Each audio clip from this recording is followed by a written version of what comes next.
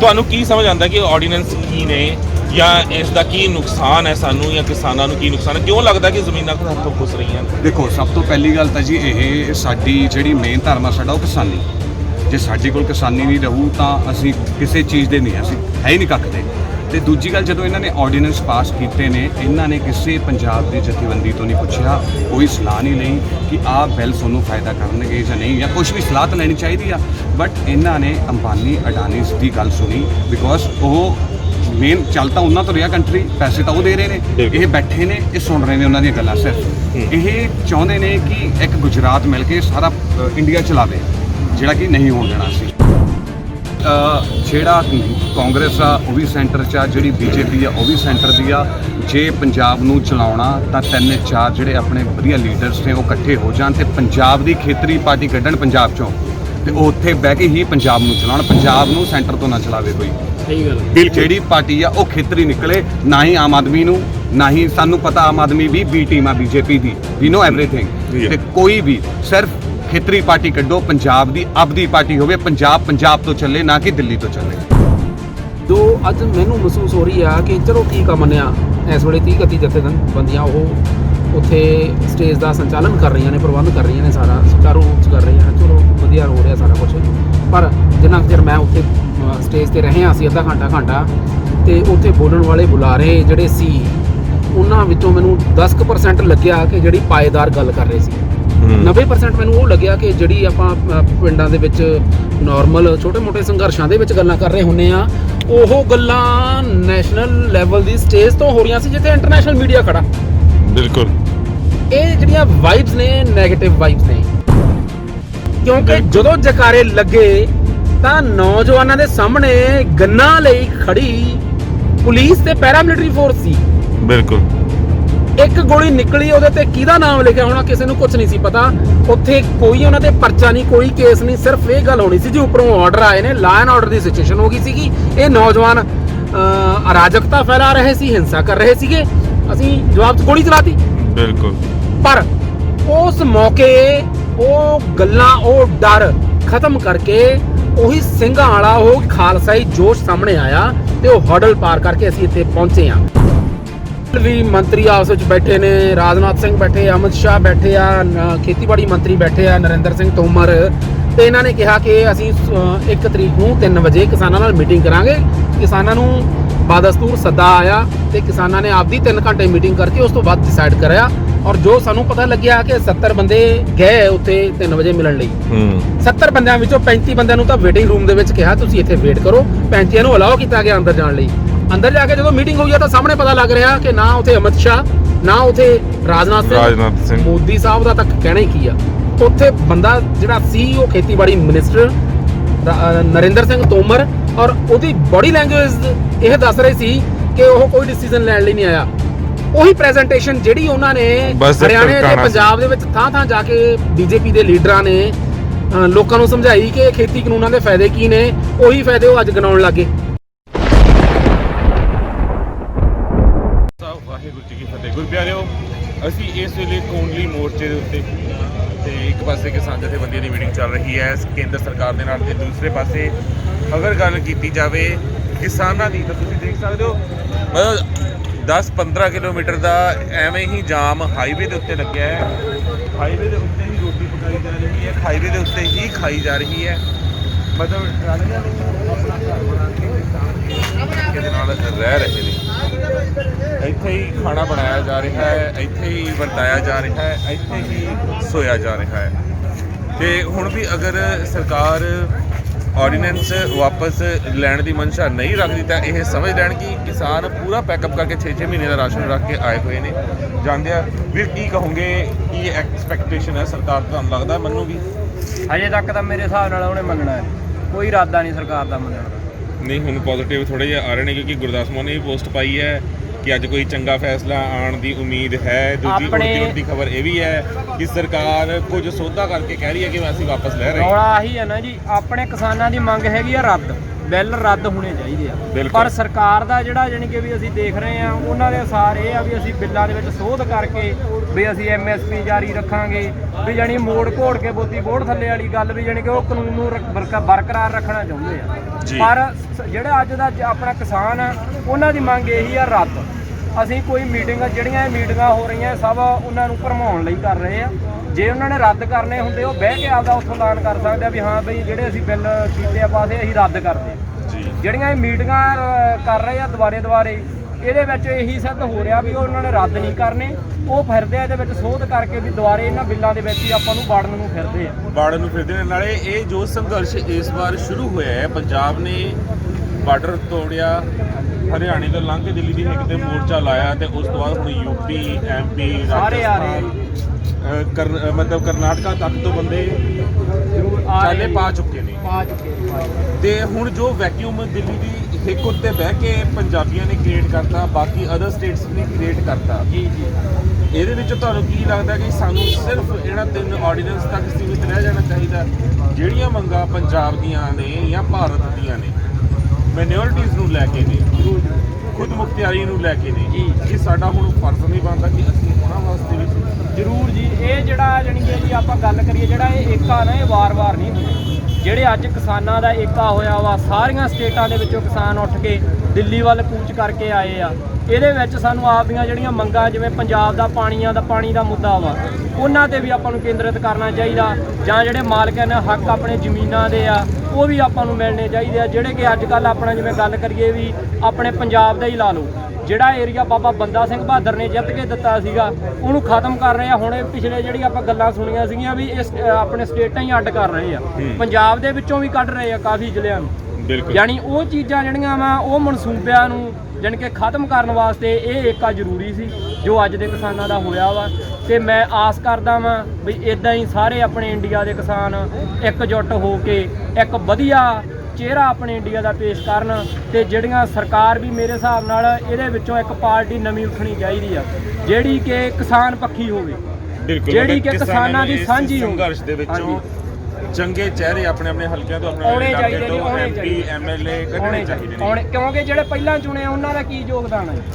ਉਹਨਾਂ ਨੇ ਜੇ ਉਹਨਾਂ ਨੇ ਕੁਝ ਕਰਨਾ ਹੁੰਦਾ ਹੁਣ ਨੂੰ ਬਿੱਲ ਰੱਦ ਕਰਾ ਦੇਣੇ ਸੀਗੇ, ਉਹਨਾਂ ਨੇ ਹੁਣ ਨੂੰ ਬਿੱਲ ਰੱਦ ਕਰਾ ਦੇਣੇ ਸੀ। ਆਪਾਂ ਨੂੰ ਇੱਥੇ ਆਜੋ ਬਾਪੂ ਜੀ, ਇੱਧਰ ਆਜੋ ਤੁਸੀਂ।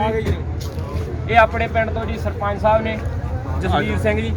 ਆਜੋ ਜੀ। ਨਹੀਂ ਕੋਈ ਗੱਲ ਨਹੀਂ ਕਰਦਾ। ਤੇ ਹੁਣ ਅਗਰ ਗੱਲ ਕੀਤੀ ਜਾਵੇ ਕਿਸਾਨ ਜਥੇਬੰਦੀਆਂ ਦਾ ਜਿਹੜਾ ਰਵੱਈਆ ਹੈ ਉਹ ਕਿਸਾਨੀ ਹਿੱਤਾਂ ਲਈ ਤਾਂ ਬਹੁਤ ਸਹੀ ਹੈ। ਚਲੋ ਜੋ ਲੈ ਕੇ ਜਿਸ ਮਨਸ਼ਾ ਨਾਲ ਆਏ ਨੇ ਅਸੀਂ ਸਤਿਕਾਰ ਕਰਦੇ ਹਾਂ। ਪਿਛਲੇ 50 ਸਾਲ ਤੋਂ ਸੰਘਰਸ਼ ਕਰ ਰਹੇ ਨੇ, ਕੇਂਦਰ ਨਾਲ ਮੱਥਾ ਲਾ ਕੇ ਬੈਠੇ ਨੇ, ਉਹਦਾ ਵੀ ਅਸੀਂ ਸਤਿਕਾਰ ਕਰਦੇ ਹਾਂ। ਪਰ ਬੀਤੇ 50 ਸਾਲ ਤੋਂ ਕਿਸਾਨ ਜਥੇਬੰਦੀਆਂ ਸਿਰਫ ਆਪਣੀਆਂ ਮੰਗਾਂ ਤੱਕ ਅੜੀਆਂ ਨੇ, ਹੱਕਾਂ ਤੱਕ ਪਹੁੰਚੀਆਂ ਹੀ ਨਹੀਂ। ਹਾਂਜੀ ਅੱਜ ਵੀ ਮੰਗਾਂ ਲੈ ਕੇ ਪਹੁੰਚੇ ਨੇ, ਹੱਕਾਂ ਦੀ ਗੱਲ ਅੱਜ ਵੀ ਨਹੀਂ ਕਰਦੇ। ਜੇਕਰ ਲਖਮਾ ਸਧਾਣਾ ਜਾਂ ਦੀਪ ਸਿੱਧੂ ਨੇ ਠੋਕ ਕੇ ਹੱਕਾਂ ਦੀ ਗੱਲ ਕਰਦਾ ਆ ਕਿ ਪੰਜਾਬ ਦੇ ਹੱਕ ਇਹ ਸੀ, ਸੰਤ ਜਰਨੈਲ ਸਿੰਘ ਜੀ ਪਿੰਡ ਖਾਲਸਾ ਭਿੰਡਰਾਂ ਵਾਲਿਆਂ ਦੇ ਜੋ ਗੱਲਾਂ ਉਦੋਂ ਮੰਗਾਂ ਰੱਖੀਆਂ ਸੀਗੀਆਂ ਅਨੰਦਪੁਰ ਦੇ ਮੱਥੇ ਦੇ ਵਿੱਚ, ਉਹੀ ਮੰਗਾਂ ਲੈ ਕੇ ਅਸੀਂ ਅੱਜ ਇੱਥੇ ਬੈਠੇ ਹਾਂ। ਠੀਕ ਹੈ ਜੀ। ਤੇ ਉਹਨਾਂ ਮੰਗਾਂ ਨੂੰ ਅਗਰ ਇਹ ਨੌਜਵਾਨ ਆਗੂ ਦਰਸਾਉਂਦੇ ਨੇ ਮੰਚ ਤੋਂ ਤੇ ਉਹਨਾਂ ਨੂੰ ਹਟਾ ਦਿੱਤਾ ਜਾਂਦਾ ਹੈ, ਤੁਹਾਨੂੰ ਸਟੇਜ ਦੇ ਉੱਤੇ ਨਹੀਂ ਚੜ੍ਹਨ ਦਿੱਤਾ ਜਾਏਗਾ। ਇਸ ਨੂੰ ਕਿੱਦਾਂ ਦੇਖਦੇ? ਇਹਦੇ ਵਿੱਚ ਜੀ ਆਪਾਂ ਇਹ ਇੱਕ ਤਰ੍ਹਾਂ ਦਾ ਆਪਾਂ ਨਾ ਵਿਰੋਧ ਨਹੀਂ ਕਹਿ ਸਕਦੇਗੇ ਬਈ, ਜਾਣੀ ਕਿ ਵੀ ਜਿਹੜੀਆਂ ਕਿਸਾਨ ਜਥੇਬੰਦੀਆਂ ਉਹ ਵਿਰੋਧ ਹੀ ਕਰ ਰਹੀਆਂ ਉਹਨਾਂ ਦਾ। ਇਹ ਜਾਣੀ ਕਿ ਇੱਕ ਨਾ ਆਪਣਾ ਸਟੈਪ, ਜਿਹੜੀ ਵੀ ਕੋਈ ਵੀ ਚੀਜ਼ ਆਪਾਂ ਲੈਣੀ ਆ ਉਹਦਾ ਕੋਈ ਸਟੈਪ ਹੁੰਦਾ ਵਾ, ਸਟੈਪ ਬਾਏ ਸਟੈਪ ਜੇ ਆਪਾਂ ਉਹ ਚੀਜ਼ ਲਈ ਜਾਵਾਂਗੇ ਤਾਂ ਹੋ ਸਕਦਾ ਵਾ ਜੇ ਅੱਜ ਆਪਾਂ ਕਿਸਾਨ ਏਕਾ ਕੀਤਾ ਵਾ, ਆਪਾਂ ਅੱਜ ਇਹ ਬਿੱਲ ਪਾਸ ਰੱਦ ਕਰਾਉਣ ਦੇ ਵਿੱਚ ਆਪਾਂ ਕਾਮਯਾਬ ਹੁੰਦੇ ਆ। ਤੇ ਇਹ ਜਿਹੜੀਆਂ ਮੰਗਾਂ ਪੰਜਾਬ ਦੇ ਹੱਕ ਦੀ ਗੱਲ ਕਰ ਰਹੇ ਆ ਤੁਸੀਂ, ਜਿਹੜੀ ਦੀਪ ਸਿੱਧੂ ਤੇ ਲੱਖਾ ਸਧਾਣਾ ਵੀਰ ਵੀ ਗੱਲਾਂ ਕਰ ਰਹੇ ਆ, ਇਹ ਵੀ ਹੋਣਗੀਆਂ। ਪਰ ਜੇ ਆਪਾਂ ਗੱਲ ਕਰੀਏ ਬਈ ਸਟਾਰਟਿੰਗ ਤਾਂ ਕਿਸੇ ਪਾਸਿਓਂ ਕਰਨੀ ਪੈਣੀ ਹੈ, ਉਹ ਅੱਜ ਕਿਸਾਨੀ ਮੁੱਦੇ ਤੇ ਸਟਾਰਟਿੰਗ ਹੋਈ ਆ। ਇਹ ਕਿਸਾਨੀ ਮੁੱਦਾ ਜਿੱਦੇ ਆਪਣਾ, ਤੁਹਾਨੂੰ ਲੱਗਦਾ ਕਿ ਇੰਨਾ ਵੱਡਾ ਵੈਕਿਊਮ ਦੂਸਰੇ ਮੁੱਦੇ ਤੇ ਦੁਬਾਰਾ ਤੋਂ ਅਸੀਂ ਪੰਜਾਬ ਤੋਂ ਚੱਲਾਂਗੇ, ਚਾਲੇ ਪਾ ਕੇ ਦਿੱਲੀ ਦੀ ਹਿੱਕ ਤੇ ਫਿਰ ਤੋਂ ਮੋਰਚਾ ਲਾਵਾਂਗੇ? ਨਹੀਂ, ਮੇਰੇ ਹਿਸਾਬ ਨਾਲ ਜੀ ਜਦੋਂ ਆਪਾਂ ਇਹ ਸੰਘਰਸ਼ ਕਰਨ ਲਈ ਤੋਰੀ ਪਏ ਆ, ਫੇਰ ਆਪਾਂ ਨੂੰ ਇਹ ਚੀਜ਼ਾਂ ਨਹੀਂ ਸੋਚਣੀਆਂ ਚਾਹੀਦੀਆਂ ਵੀ ਜੇ ਕੱਲ ਨੂੰ ਫੇਰ ਆਉਣਾ ਪਿਆ ਤੇ ਕੀ ਆਪਾਂ ਆਵਾਂਗੇ। ਪਰ ਮੇਰੇ ਹਿਸਾਬ ਨਾਲ ਜੋ ਪੰਜਾਬ ਦੀ ਗੜ੍ਹਸ ਆ, ਜੋ ਪੰਜਾਬ ਦੀ ਆਪਾਂ ਵਿਰਾਸਤ ਪਿੱਛੋਂ ਲਈਏ, ਜਦੋਂ ਵੀ ਆਪਣੇ ਤੇ ਭੀੜ ਪਈ ਆ ਤੇ ਆਪਣੀ ਕੌਮ ਨੇ ਉਹਦਾ ਸਿਰ ਡਟ ਕੇ ਮੁਕਾਬਲਾ ਕੀਤਾ ਵਾ। ਜੇ ਕੱਲ ਨੂੰ ਫੇਰ ਵੀ ਆਪਾਂ ਨੂੰ ਇਹ ਚੀਜ਼ ਸੰਘਰਸ਼ ਹੋਰ ਵਿੱਢਣਾ ਪਿਆ ਤੇ ਇਹ ਪੰਜਾਬੀ ਤਿਆਰ ਰਹਿਣਗੇ, ਇਹ ਕਦੇ ਪਿੱਛੇ ਹਟਣ ਵਾਲੀ ਕੌਮ ਨਹੀਂ। ਬਿਲਕੁਲ ਪੰਜਾਬੀ ਤਿਆਰ ਰਹਿਣਗੇ, ਪਿੱਛੇ ਹਟਣ ਵਾਲੀ ਕੌਮ ਨਹੀਂ ਹੈ। ਪਰ 84 ਦੇ ਵਿੱਚ ਜੋ ਵਾਪਰਿਆ ਸਾਰੀ ਦੁਨੀਆ ਨੇ ਦੇਖਿਆ। 84 ਤੋਂ ਬਾਅਦ ਕੌਮ ਨੇ ਇਕਜੁੱਟ ਹੋ ਕੇ ਇੱਕ ਭਰੋਸਾ ਜਤਾਇਆ ਸੀ ਬਰਗਾੜੀ ਮੋਰਚੇ ਤੇ। ਉਹ ਆਗੂਆਂ ਨੇ ਜਿੱਦਾਂ ਉਸ ਮੋਰਚੇ ਨੂੰ ਤਿੱਤਰ ਬਿੱਤਰ ਕੀਤਾ ਦੁਨੀਆ ਜਾਣਦੀ ਹੈ, ਆਗੂਆਂ ਵੱਲੋਂ ਚਾਹੇ ਜਿੰਨੀਆਂ ਮਰਜ਼ੀ ਵੱਡੀਆਂ ਪ੍ਰਾਪਤੀਆਂ ਉਹ ਗਿਣਾਉਂਦੇ ਹੋਣ। ਹੁਣ ਇਸ ਮੋਰਚੇ ਦੀ ਅਗਰ ਗੱਲ ਕੀਤੀ ਜਾਵੇ ਜਾਂ ਦਿੱਲੀ ਦੀ ਹਿੱਕ ਦੇ ਉੱਤੇ ਸਾਰੀ ਦੇ ਸਾਰੇ ਕਿਸਾਨ ਜਥੇਬੰਦੀਆਂ ਪਹੁੰਚੀਆਂ ਨੇ, ਇੰਨੇ ਰਾਜ ਹੋਰ ਪਹੁੰਚੇ ਨੇ ਇਸ ਧਰਤੀ ਉੱਤੇ, ਤੇ ਅਗਰ ਅਸੀਂ ਸਿਰਫ ਕਿਸਾਨੀ ਮੰਗਾਂ ਤੱਕ ਸੀਮਿਤ ਰਹਿ ਜਾਂਦੇ ਆ ਤਾਂ ਇੰਨਾ ਵੱਡਾ ਵੈਕਿਊਮ ਦੁਬਾਰਾ ਤੋਂ ਕ੍ਰੀਏਟ ਨਹੀਂ ਹੋਣਾ। ਜੇ ਕਿਸਾਨ ਜਥੇਬੰਦੀਆਂ, ਮੈਂ ਪਹਿਲਾਂ ਵੀ ਬਹੁਤ ਵਾਰ ਕਹਿ ਚੁੱਕਿਆ ਆ, ਕੇਂਦਰ ਦੀਆਂ ਦਿੱਤੀਆਂ ਹੋਈਆਂ ਮਿੱਠੀਆਂ ਗੋਲੀਆਂ ਛਕ ਗਈਆਂ ਤਾਂ ਪੰਜਾਬ ਨੂੰ ਇਹਨਾਂ ਜਥੇਬੰਦੀਆਂ ਨੇ ਮੁੜ 50 ਸਾਲ ਪਿੱਛੇ ਸੁੱਟ ਦੇਣਾ, ਕਿਉਂਕਿ ਆਹ ਨੌਜਵਾਨ ਨਵੀਂ ਪੀੜ੍ਹੀ ਹੈ 84 ਤੋਂ ਬਾਅਦ ਦੀ ਜਿਹੜੀ ਪੈਰਾਂ ਉੱਤੇ ਖੜੀ ਹੋ ਕੇ ਜਿਹੜੇ ਪਹਿਲੀ ਵਾਰ ਸੰਘਰਸ਼ ਦੇ ਵਿੱਚ ਤੁਰ ਕੇ ਪੰਜਾਬ ਤੋਂ ਬਾਹਰ ਦਿੱਲੀ ਦੀ ਹਿੱਕ ਤੇ ਆਏ ਨੇ, ਅੱਗੇ ਵੀ ਆਣਗੇ ਲੋੜ ਪਏਗੀ, ਪਰ ਹੁਣ ਤਾਂ ਪਹੁੰਚ ਗਏ ਆ ਨਾ। ਹੁਣ ਸਾਡਾ ਫਰਜ਼ ਬਣਦਾ ਹੈ ਕਿ ਅਸੀਂ ਹਿੱਕ ਦੇ ਜ਼ੋਰ ਦੇ ਨਾਲ ਦਿੱਲੀ ਨੂੰ ਭੁੰਜੇ ਲਾ ਕੇ ਉਹ ਹਰ ਸ਼ਰਤ ਮਨਾਈਏ ਜਿਸ ਦੇ ਅਸੀਂ ਹੱਕਦਾਰ ਹਾਂ।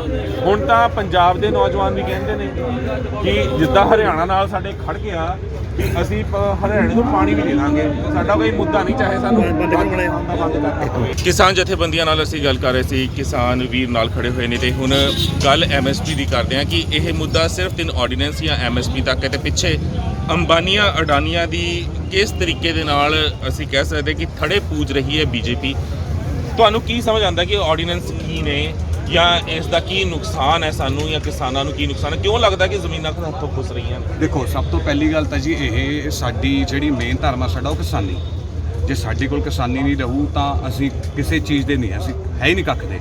ਤੇ ਦੂਜੀ ਗੱਲ, ਜਦੋਂ ਇਹਨਾਂ ਨੇ ਆਰਡੀਨੈਂਸ ਪਾਸ ਕੀਤੇ ਨੇ, ਇਹਨਾਂ ਨੇ ਕਿਸੇ ਪੰਜਾਬ ਦੀ ਜਥੇਬੰਦੀ ਤੋਂ ਨਹੀਂ ਪੁੱਛਿਆ, ਕੋਈ ਸਲਾਹ ਨਹੀਂ ਲਈ ਕਿ ਆਹ ਬਿੱਲ ਤੁਹਾਨੂੰ ਫਾਇਦਾ ਕਰਨਗੇ ਜਾਂ ਨਹੀਂ, ਜਾਂ ਕੁਝ ਵੀ ਸਲਾਹ ਤਾਂ ਲੈਣੀ ਚਾਹੀਦੀ ਆ। ਬਟ ਇਹਨਾਂ ਨੇ ਅੰਬਾਨੀ ਅਡਾਨੀਸ ਦੀ ਗੱਲ ਸੁਣੀ, ਬਿਕੋਜ਼ ਉਹ ਮੇਨ ਚੱਲ ਤਾਂ ਉਹਨਾਂ ਤੋਂ ਰਿਹਾ ਕੰਟਰੀ, ਪੈਸੇ ਤਾਂ ਉਹ ਦੇ ਰਹੇ ਨੇ, ਇਹ ਬੈਠੇ ਨੇ, ਇਹ ਸੁਣ ਰਹੇ ਨੇ ਉਹਨਾਂ ਦੀਆਂ ਗੱਲਾਂ। ਸਿਰਫ ਇਹ ਚਾਹੁੰਦੇ ਨੇ ਕਿ ਇੱਕ ਗੁਜਰਾਤ ਮਿਲ ਕੇ ਸਾਰਾ ਇੰਡੀਆ ਚਲਾਵੇ, ਜਿਹੜਾ ਕਿ ਨਹੀਂ ਹੋਣ ਦੇਣਾ ਸੀ। ਦੂਜੀ ਗੱਲ, ਜਦ ਤੁਸੀਂ ਬਿੱਲ ਪਾਸ ਕੀਤੇ ਨੇ, ਸਾਡੀ ਤਾਂ ਮੰਗ ਇੱਕ ਸਿੰਪਲ ਸੀਗੀ ਕਿ ਤੁਸੀਂ ਜਿਹੇ ਬਿੱਲ ਨੇ ਰਹਿਣ ਦਿਓ, ਸਾਡੀ MSP ਲਾਗੂ ਰਹਿਣ ਦਿਓ। MSP ਨੂੰ ਕਿਉਂ ਹਟਾਉਂਦੇ ਹੋ? ਇਹਨਾਂ ਨੇ ਕਿਹਾ MSP ਰਹੂ, ਅਸੀਂ ਕਿਹਾ ਸਾਨੂੰ ਰਿਟਰਨ 'ਚ ਦੇ ਦਿਓਗੇ, ਕਿਉਂਕਿ ਤੁਸੀਂ ਉਦੋਂ ਵੀ ਕਿਹਾ ਸੀ 15 ਲੱਖ ਰੁਪਏ ਆਊਗਾ, ਨਹੀਂ ਆਇਆ, ਰਿਟਰਨ 'ਚ ਦਿੰਦੇ। ਉਦੋਂ ਤੁਹਾਡੇ ਬੜੇ ਜੁਮਲੇ ਹੋਏ, ਤੁਸੀਂ ਬਹੁਤ ਆਪਦੇ ਉਹ ਕੀਤੇ ਕਿ ਅਸੀਂ ਆਹ ਕਰ ਦਾਂਗੇ, ਜਾਂ ਅਸੀਂ, ਇਹਨਾਂ ਨੇ ਬਹੁਤ ਕਮਿਟਮੈਂਟ ਕੀਤੇ, ਕੋਈ ਪੂਰੀ ਨਹੀਂ ਹੋਈ। ਤਾਂ ਹੁਣ ਅਸੀਂ ਕਿਵੇਂ ਭਰੋਸਾ ਕਰ ਲਈਏ ਕਿ ਸਾਨੂੰ MSP ਮਿਲੂ? ਤੁਸੀਂ ਹਿਮਾਚਲ ਨੂੰ ਸਿਉਂ ਤੇ MSP ਦੇ ਸਕਦੇ ਹੋ, ਸਾਨੂੰ ਕਿਉਂ ਨਹੀਂ ਦੇ ਸਕਦੇ? ਤੁਸੀਂ ਸਾਨੂੰ ਦਾਲਾਂ ਤੇ MSP ਦਿਓ ਨਾ, ਅਸੀਂ ਹਟ ਜਾਾਂਗੇ ਕਣਕ ਝੋਨਾ ਲਾਉਣੋਂ। ਬਿਲਕੁਲ। ਫਿਰ ਤੁਸੀਂ MSP ਦਿਓ ਸਾਨੂੰ। ਪੰਜਾਬ ਜਿਹੜਾ ਪੰਜਾਬ ਆ, ਜਿੱਥੋਂ ਖੇਤੀ ਸਿੱਖੇ ਆ ਲੋਕ, ਜਿੱਥੋਂ ਖੇਤੀ ਨਿਕਲੀ ਆ, ਜਿਹੜਾ ਸਾਡਾ ਮੇਨ ਹੈਗਾ, ਤੇ ਤੁਸੀਂ ਉਹਦੇ ਤੇ ਸਾਨੂੰ ਉਹ ਅਸੀਂ ਆਪਣੀ ਰਵਾਇਤੀ ਖੇਤੀ ਕਰਨੀ ਸ਼ੁਰੂ ਕਰੀਏ। ਹਾਂਜੀ, MSP ਦਿਓ। ਹਾਂ, ਤੁਸੀਂ MSP ਦਿਓ, ਅਸੀਂ ਦਾਲਾਂ ਵੀ ਲਾਵਾਂਗੇ, ਸਾਨੂੰ ਕੀ ਲੋੜ ਆ ਉਹਦੀ? ਸਾਨੂੰ ਪੈਸੇ ਮਿਲਣ, ਅਸੀਂ ਸਾਤੋਂ ਜੋ ਮਰਜ਼ੀ ਗਾ ਲਓ। ਸਹੀ ਗੱਲ ਹੈ। ਮੈਂ ਜੀ ਇੱਕ ਪੁਆਇੰਟ ਰੱਖਣਾ ਚਾਹੂੰਗਾ। ਦੇਖੋ, ਜਿਵੇਂ ਪ੍ਰਚਾਰਿਆ ਜਾ ਰਿਹਾ ਨਾ ਇਸ ਗੱਲ ਨੂੰ ਕਿ ਅਸੀਂ ਵਿਚੋਲੀਏ ਕੱਢਦੇ ਆ। ਦੇਖੋ, ਵਿਚੋਲੀਏ ਦਾ ਕੀ ਮਤਲਬ ਹੈ? ਜਿਹੜੇ ਸਾਡੇ ਆੜਤੀਏ ਨੇ, ਸਾਡੇ ਵਰਗੇ ਸਾਡੇ ਭਰਾਈ ਨੇ, ਜੱਟਾਂ ਚੋਂ ਹੀ ਨੇ ਆੜਤੀਏ ਵੀ, ਉਹ ਨਾਲੇ ਤਾਂ ਆੜਤ ਕਰਦੇ, ਨਾਲੇ ਖੇਤੀ ਕਰਦੇ ਨੇ। ਉਹਨਾਂ ਕੋਲ ਦੇਰ ਸਵੇਰ ਕਿਸਾਨ ਨੂੰ ਲੋੜ ਪੈਂਦੀ ਹੈ। ਦੇਖੋ, 2-2 2.5 ਕਿੱਲਿਆਂ ਵਾਲੇ ਕਿਸਾਨ ਨੇ ਜ਼ਿਆਦਾਤਰ। ਜੇ ਆਪਾਂ ਜ਼ਿਆਦਾ ਪਰਸੈਂਟੇਜ ਦੇਖੀਏ, ਛੋਟੀ ਕਿਸਾਨੀ ਦੀ ਆ ਪੰਜਾਬ ਦੇ ਵਿੱਚ, ਵੱਡੀ ਕਿਸਾਨੀ ਬਹੁਤ ਥੋੜੀ ਆ। ਉਹ ਛੋਟੇ ਕਿਸਾਨ ਨੇ ਜਿਹੜੇ, ਉਹਨਾਂ ਕੋਲ ਨਾ ਤਾਂ ਦੇਖੋ ਉਹਨੂੰ ਸਾਫ਼ ਕਰਾਉਣ ਦਾ ਖਰਚਾ ਲੱਗਦਾ, ਉਹਨਾਂ ਦਾ ਆੜਤੀਏ ਦਿੰਦੇ ਨੇ ਸਾਫ਼ ਕਰਾਈ ਦਾ। ਫਿਰ ਉਹਨਾਂ ਨੂੰ ਨਗਦ ਕਿਤੇ ਪੈਸਿਆਂ ਦੀ ਲੋੜ ਹੋਵੇ, ਉਹ ਆੜਤੀਏ ਦਿੰਦੇ ਨੇ, ਉਹ ਆਪ ਦਾ ਕਮਿਸ਼ਨ ਲੈਂਦੇ ਨੇ ਆੜਤੀਏ। ਜਦੋਂ ਕਿਸਾਨਾਂ ਨੂੰ ਉਹਨਾਂ ਤੋਂ ਕੋਈ ਪ੍ਰੋਬਲਮ ਨਹੀਂ, ਆੜਤੀਆਂ ਤੋਂ, ਕਿ ਸਾਨੂੰ ਕੋਈ ਪ੍ਰੋਬਲਮ ਨਹੀਂ ਭਾਈ, ਆੜਤੀਆ ਕਮਿਸ਼ਨ ਲੈਂਦਾ ਤਾਂ ਲਵੇ, ਸਾਡਾ ਕੰਮ ਤਾਂ ਸਾਰਦਾ। ਤੇ ਫਿਰ ਸਰਕਾਰ ਨੂੰ ਇੰਨੀ ਕੀ ਪਈ ਆ ਵਿੱਚੋਂ ਵਿਚੋਲੀਏ ਕੱਢਣ ਦੀ? ਕਿਉਂਕਿ ਇੱਕ ਪਾਸੇ ਅਗਰ ਆੜਤੀਆਂ ਦੀ ਗੱਲ ਕੀਤੀ ਜਾਵੇ ਤਾਂ ਆੜਤੀਆ ਤਾਂ ਕਿਸਾਨ ਦਾ ATM ਹੈ। ਉਹ ਅੱਧੀ ਰਾਤ ਨੂੰ ਅਗਰ ਕਿਸਾਨ ਨੂੰ ਲੋੜ ਹੈਗੀ ਹੈ, ਪੁੱਤ ਦਾ ਵਿਆਹ ਆ, ਘਰੇ ਕੋਈ ਬਿਮਾਰ ਹੈ, 10,000 ਚਾਹੀਦਾ, ਲੱਖ ਚਾਹੀਦਾ ਹੈ, ਚਾਹੇ ਫਸਲ ਤਿਆਰ ਆ ਨਹੀਂ ਤਿਆਰ, ਕਿਸਾਨ ਨੂੰ ਪਤਾ ਹੈ ਮੇਰਾ ਆੜਤੀਆ ਕਿਹੜਾ ਹੈ, ਉਹਦੇ ਕੋਲ ਜਾ ਕੇ ਉਹਨੇ ਬੂਹਾ ਖੜਕਾਉਣਾ ਤੇ ਆੜਤੀਏ ਨੇ ਭਰੋਸਾ ਕਰਕੇ ਉਹਦੇ ਹੱਥੇ ਪੈਸਾ ਉਹਨਾਂ ਧਰ ਦੇਣਾ ਹੈ। ਪਰ ਇਹ ਚੀਜ਼ਾਂ ਹੁਣ ਪ੍ਰਚਾਰੀਆਂ ਪ੍ਰਸਾਰੀਆਂ ਐਵੇਂ ਜਾ ਰਹੀਆਂ ਨੇ ਕਿ ਕਿਸਾਨਾਂ ਨੂੰ ਬਹੁਤ ਵੱਡਾ ਫਾਇਦਾ ਹੋਊਗਾ। ਹੋ ਸਕਦਾ ਸਾਲ 2 ਸਾਲ ਹੋਵੇ, ਕਿਉਂਕਿ ਇਹ ਹਮੇਸ਼ਾ ਤੋਂ ਇਹ ਸਟ੍ਰੈਟਜੀ ਅਪਣਾਉਂਦੇ ਆਏ ਨੇ। ਇਨ ਦਾ ਬਿਗਨਿੰਗ ਤੁਹਾਡੇ ਬਹੁਤ ਵਧੀਆ ਕੀਮਤ ਦੇ ਉੱਤੇ ਫਸਲ ਚੱਕੀ ਜਾਊਗੀ, ਤੁਹਾਡੇ ਘਰੇ ਆ ਕੇ ਚੱਕ ਕੇ ਲੈ ਕੇ ਜਾਣਗੇ। ਪਰ ਜਦੋਂ ਉਹਨਾਂ ਨੂੰ ਪਤਾ ਲੱਗ ਗਿਆ ਕਿ ਤੁਹਾਡੇ ਇਹਨਾਂ ਨੇ ਹੁਣ ਹੱਡ ਹੌਲੇ ਕਰ ਦਿੱਤੇ ਆ, ਕਿਸਾਨਾਂ ਨੇ ਆਪਣੇ ਸੰਦ ਵੇਚਣੇ ਸ਼ੁਰੂ ਕਰ ਦਿੱਤੇ ਆ, ਉਸ ਤੋਂ ਬਾਅਦ ਇਹਨਾਂ ਨੇ ਆਪਣੇ ਰੇਟ ਦੇ ਉੱਤੇ ਤੁਹਾਨੂੰ ਸੁੱਟਣਾ ਆ ਤੇ ਉਦੋਂ ਫਿਰ ਤੁਸੀਂ ਕਿਸੇ ਜੋਗੇ ਨਹੀਂ ਰਹਿਣਾ। ਜੋ ਸਟ੍ਰੈਟੇਜੀਜ਼ ਪਹਿਲਾਂ ਵੀ ਇਹ ਅਪਣਾਉਂਦੇ ਆਏ ਨੇ। ਹਾਂ ਵੀ ਤੁਸੀਂ ਕੁਝ ਕਹਿਣਾ ਚਾਹੁੰਦੇ ਹੋ? ਇੱਕ ਐਗਜ਼ਾਮਪਲ ਦੇਣੀ ਚਾਹੂੰਗਾ ਜੀ ਤੁਹਾਨੂੰ, ਸੌਰੀ ਨਾ ਸ਼ੋਰ। ਇੱਕ ਐਗਜ਼ਾਮਪਲ ਆ ਜੀ, ਜਿਵੇਂ ਲੇਜ਼ ਵਾਲੀ ਕੰਪਨੀ ਹੈ ਨਾ, ਉਹ ਆਲੂ ਜਿਹੜੇ ਫਾਰਮਰਸ ਤੋਂ ਲੈਂਦੇ ਨੇ, ਜਿਹੜੇ ਜੱਟਾਂ ਤੋਂ ਉਹ ਆਲੂ ਲੈਂਦੇ ਨੇ, ਉਹ ਬੀਜ ਵੀ ਆਪਦਾ ਦਿੰਦੇ ਨੇ ਤੇ ਉਹਨਾਂ ਤੋਂ ਇੱਕ ਕੁਆਲਿਟੀ ਪ੍ਰੋਡਕਟ ਲੈਂਦੇ ਨੇ ਕਿ ਆਹ ਕੁਆਲਿਟੀ ਪ੍ਰੋਡਕਟ ਲੈਣਾ। ਐਜ਼ ਇਟ ਇਜ਼ ਸੇਮ ਇਹੀ ਕਹਿ ਰਹੇ ਨੇ ਕਿ ਅਸੀਂ ਹੁਣ ਜਿਹੜੀ ਕਿਸਾਨੀ ਖੇਤੀ ਕਰਾਂਗੇ, ਵੱਡੀਆਂ ਕੰਪਨੀਆਂ ਜਿਹੜੀ ਕਹਿ ਰਹੀਆਂ ਨੇ ਕਿ ਅਸੀਂ ਡਾਇਰੈਕਟ ਮਾਲ ਚੱਕਿਆ ਕਰਾਂਗੇ। ਇਹੀ ਹੈ ਨਾ ਮੁੱਦਾ ਜੀ, ਕਿ ਅਸੀਂ ਡਾਇਰੈਕਟ ਮਾਲ ਚੱਕਾਂਗੇ। ਜੋ ਡਾਇਰੈਕਟ ਮਾਲ ਚੱਕਣਗੇ, ਚਲੋ ਪਹਿਲਾਂ ਕੁਝ ਸਾਲ ਤਾਂ ਜਿਵੇਂ ਤੁਸੀਂ ਦੱਸਿਆ ਕਿ MSP ਉਹ ਲਾਗੂ ਰੱਖਣਗੇ, ਠੀਕ ਆ, ਕੋਈ ਗੱਲ ਨਹੀਂ ਜੀ, MSP ਦੇ ਰਹੇ ਆ। ਜਿੱਥੇ 6% ਦਾ ਇੱਕ ਤਾਂ ਇਹ ਲਾਲਚ ਦਿੱਤਾ ਜਾ ਰਿਹਾ ਕਿ ਮੰਡੀਆਂ ਦੇ ਵਿੱਚ ਲੋਕੀ ਆਪੇ ਕਿਸਾਨ ਦੇਖੋ 2-2.5 ਕਿੱਲੇ ਵਾਲਾ ਜ਼ਮੀਨਦਾਰ, ਜਦੋਂ ਉਹਨੂੰ 6% ਐਕਸਟਰਾ ਪੈਸਾ ਮਿਲਣ ਲੱਗ ਗਿਆ ਕਿਸੇ ਗੱਲੋਂ ਮੰਡੀ ਤੋਂ ਬਾਹਰ, ਉਹਦੀ ਖੇਤ ਮੈਂ ਹੁਣ ਮੰਨ ਲਓ 2 ਕਿੱਲੇ ਆਲੂ ਲਾਏ ਆ ਤੇ ਤੁਸੀਂ ਮੇਰੇ ਕੋਲ ਆ ਗਏ ਆਲੂ ਲੈਣ, ਮੈਂ ਕਿੱਥੇ ਆਪਦੀ ਟਰਾਲੀ ਭਰ ਕੇ ਉਹ ਆਲੂ ਲਿਜਾ ਕੇ ਮੰਡੀ 'ਚ ਸਿੱਟਣਾ ਸੀ। ਤੁਸੀਂ ਮੇਰੇ ਕੋਲ ਆ ਗਏ, ਤੁਸੀਂ ਕਿਹਾ ਯਾਰ ਉਹ ਤੈਨੂੰ 2000 ਰੁਪਈਆ ਦਿੰਦਾ, ਮੈਂ ਤੈਨੂੰ 2600 ਦਿੰਦਾ, ਜਾਂ ਮੈਂ ਨਹੀਂ ਨਾਲੇ 600 ਰੁਪਈਆ ਵੱਧ MSP ਦੇ ਦਿੰਦਾ। ਅੱਜ ਦੇਖੋ ਤੁਹਾਡੇ ਭਾਅ ਦੇ ਉੱਤੇ ਤੁਹਾਨੂੰ ਵੱਧ ਭਾਅ ਦੇ ਉੱਤੇ ਦੇ ਦੇਣਗੇ, ਪਰ ਕੱਲ ਨੂੰ ਜਦੋਂ ਸਟੈਪ ਬਾਈ ਸਟੈਪ ਇਹਨਾਂ ਨੇ ਕ੍ਰਾਈਟੇਰੀਆ ਸੈੱਟ ਕਰਨਾ ਹੈ। ਛੋਟੀ ਜਿਹੀ ਐਗਜ਼ਾਮਪਲ ਦੇਣਾ, ਜਿੱਦਾਂ ਹੁਣ ਕੋਈ ਵੀ ਚਿਪਸ ਕੰਪਨੀ ਹੈਗੀ ਹੈ, ਉਹਨਾਂ ਨੇ ਮਾਰਕੀਟ ਦੇ ਵਿੱਚੋਂ ਅਗਰ ਆਲੂ ਚੱਕਣਾ ਹੈ, ਜਿੱਦਾਂ ਵੀਰ ਕਹਿੰਦਾ ਮੈਂ ਟਰਾਲੀ ਭਰ ਕੇ ਲੈ ਗਿਆ, ਸਾਰੀ ਟਰਾਲੀ ਚੱਕ ਲੈਣਗੇ। ਪਰ ਜ਼ਿਆਦਾਤਰ ਹੁਣ ਕੀ ਹੈ, ਬਿਹਾਰ ਵੱਲ ਚੱਲ ਜਾਓਗੇ ਤਾਂ ਰਿੰਗ ਬਣੇ ਹੋਏ ਨੇ ਕੰਪਨੀ ਵੱਲੋਂ, ਉਸ ਰਿੰਗ ਦੇ ਵਿੱਚੋਂ ਜਿਹੜਾ ਆਲੂ ਨਿਕਲ ਗਿਆ ਉਹ ਕੁਆਲਿਟੀ ਹੈ, ਉਸ ਤੋਂ ਬਾਹਰ ਜਿਹੜੇ ਨਿਕਲ ਗਏ ਉਹ ਕੁਆਲਿਟੀ ਪ੍ਰੋਡਕਟ ਨਹੀਂ ਹੈ। ਠੀਕ ਹੈ, ਹੁਣ ਤੁਸੀਂ ਇਹ ਸੋਚ ਲਓ ਕਿ ਅਗਰ ਇੱਕ ਐਡਾ ਰਿੰਗ ਹੈਗਾ, ਉਹਦੇ ਵਿੱਚੋਂ ਕਿੰਨੇ ਆਲੂ ਹੋਣਗੇ ਜਿਹੜੇ ਨਿਕਲ ਜਾਣਗੇ ਤੇ ਉਸ ਤੋਂ ਬਾਹਰ ਕਿੰਨੇ ਡਿੱਗਣਗੇ। ਉਹ ਬਰਬਾਦ ਹੈ ਫਸਲ ਤੁਹਾਡੀ।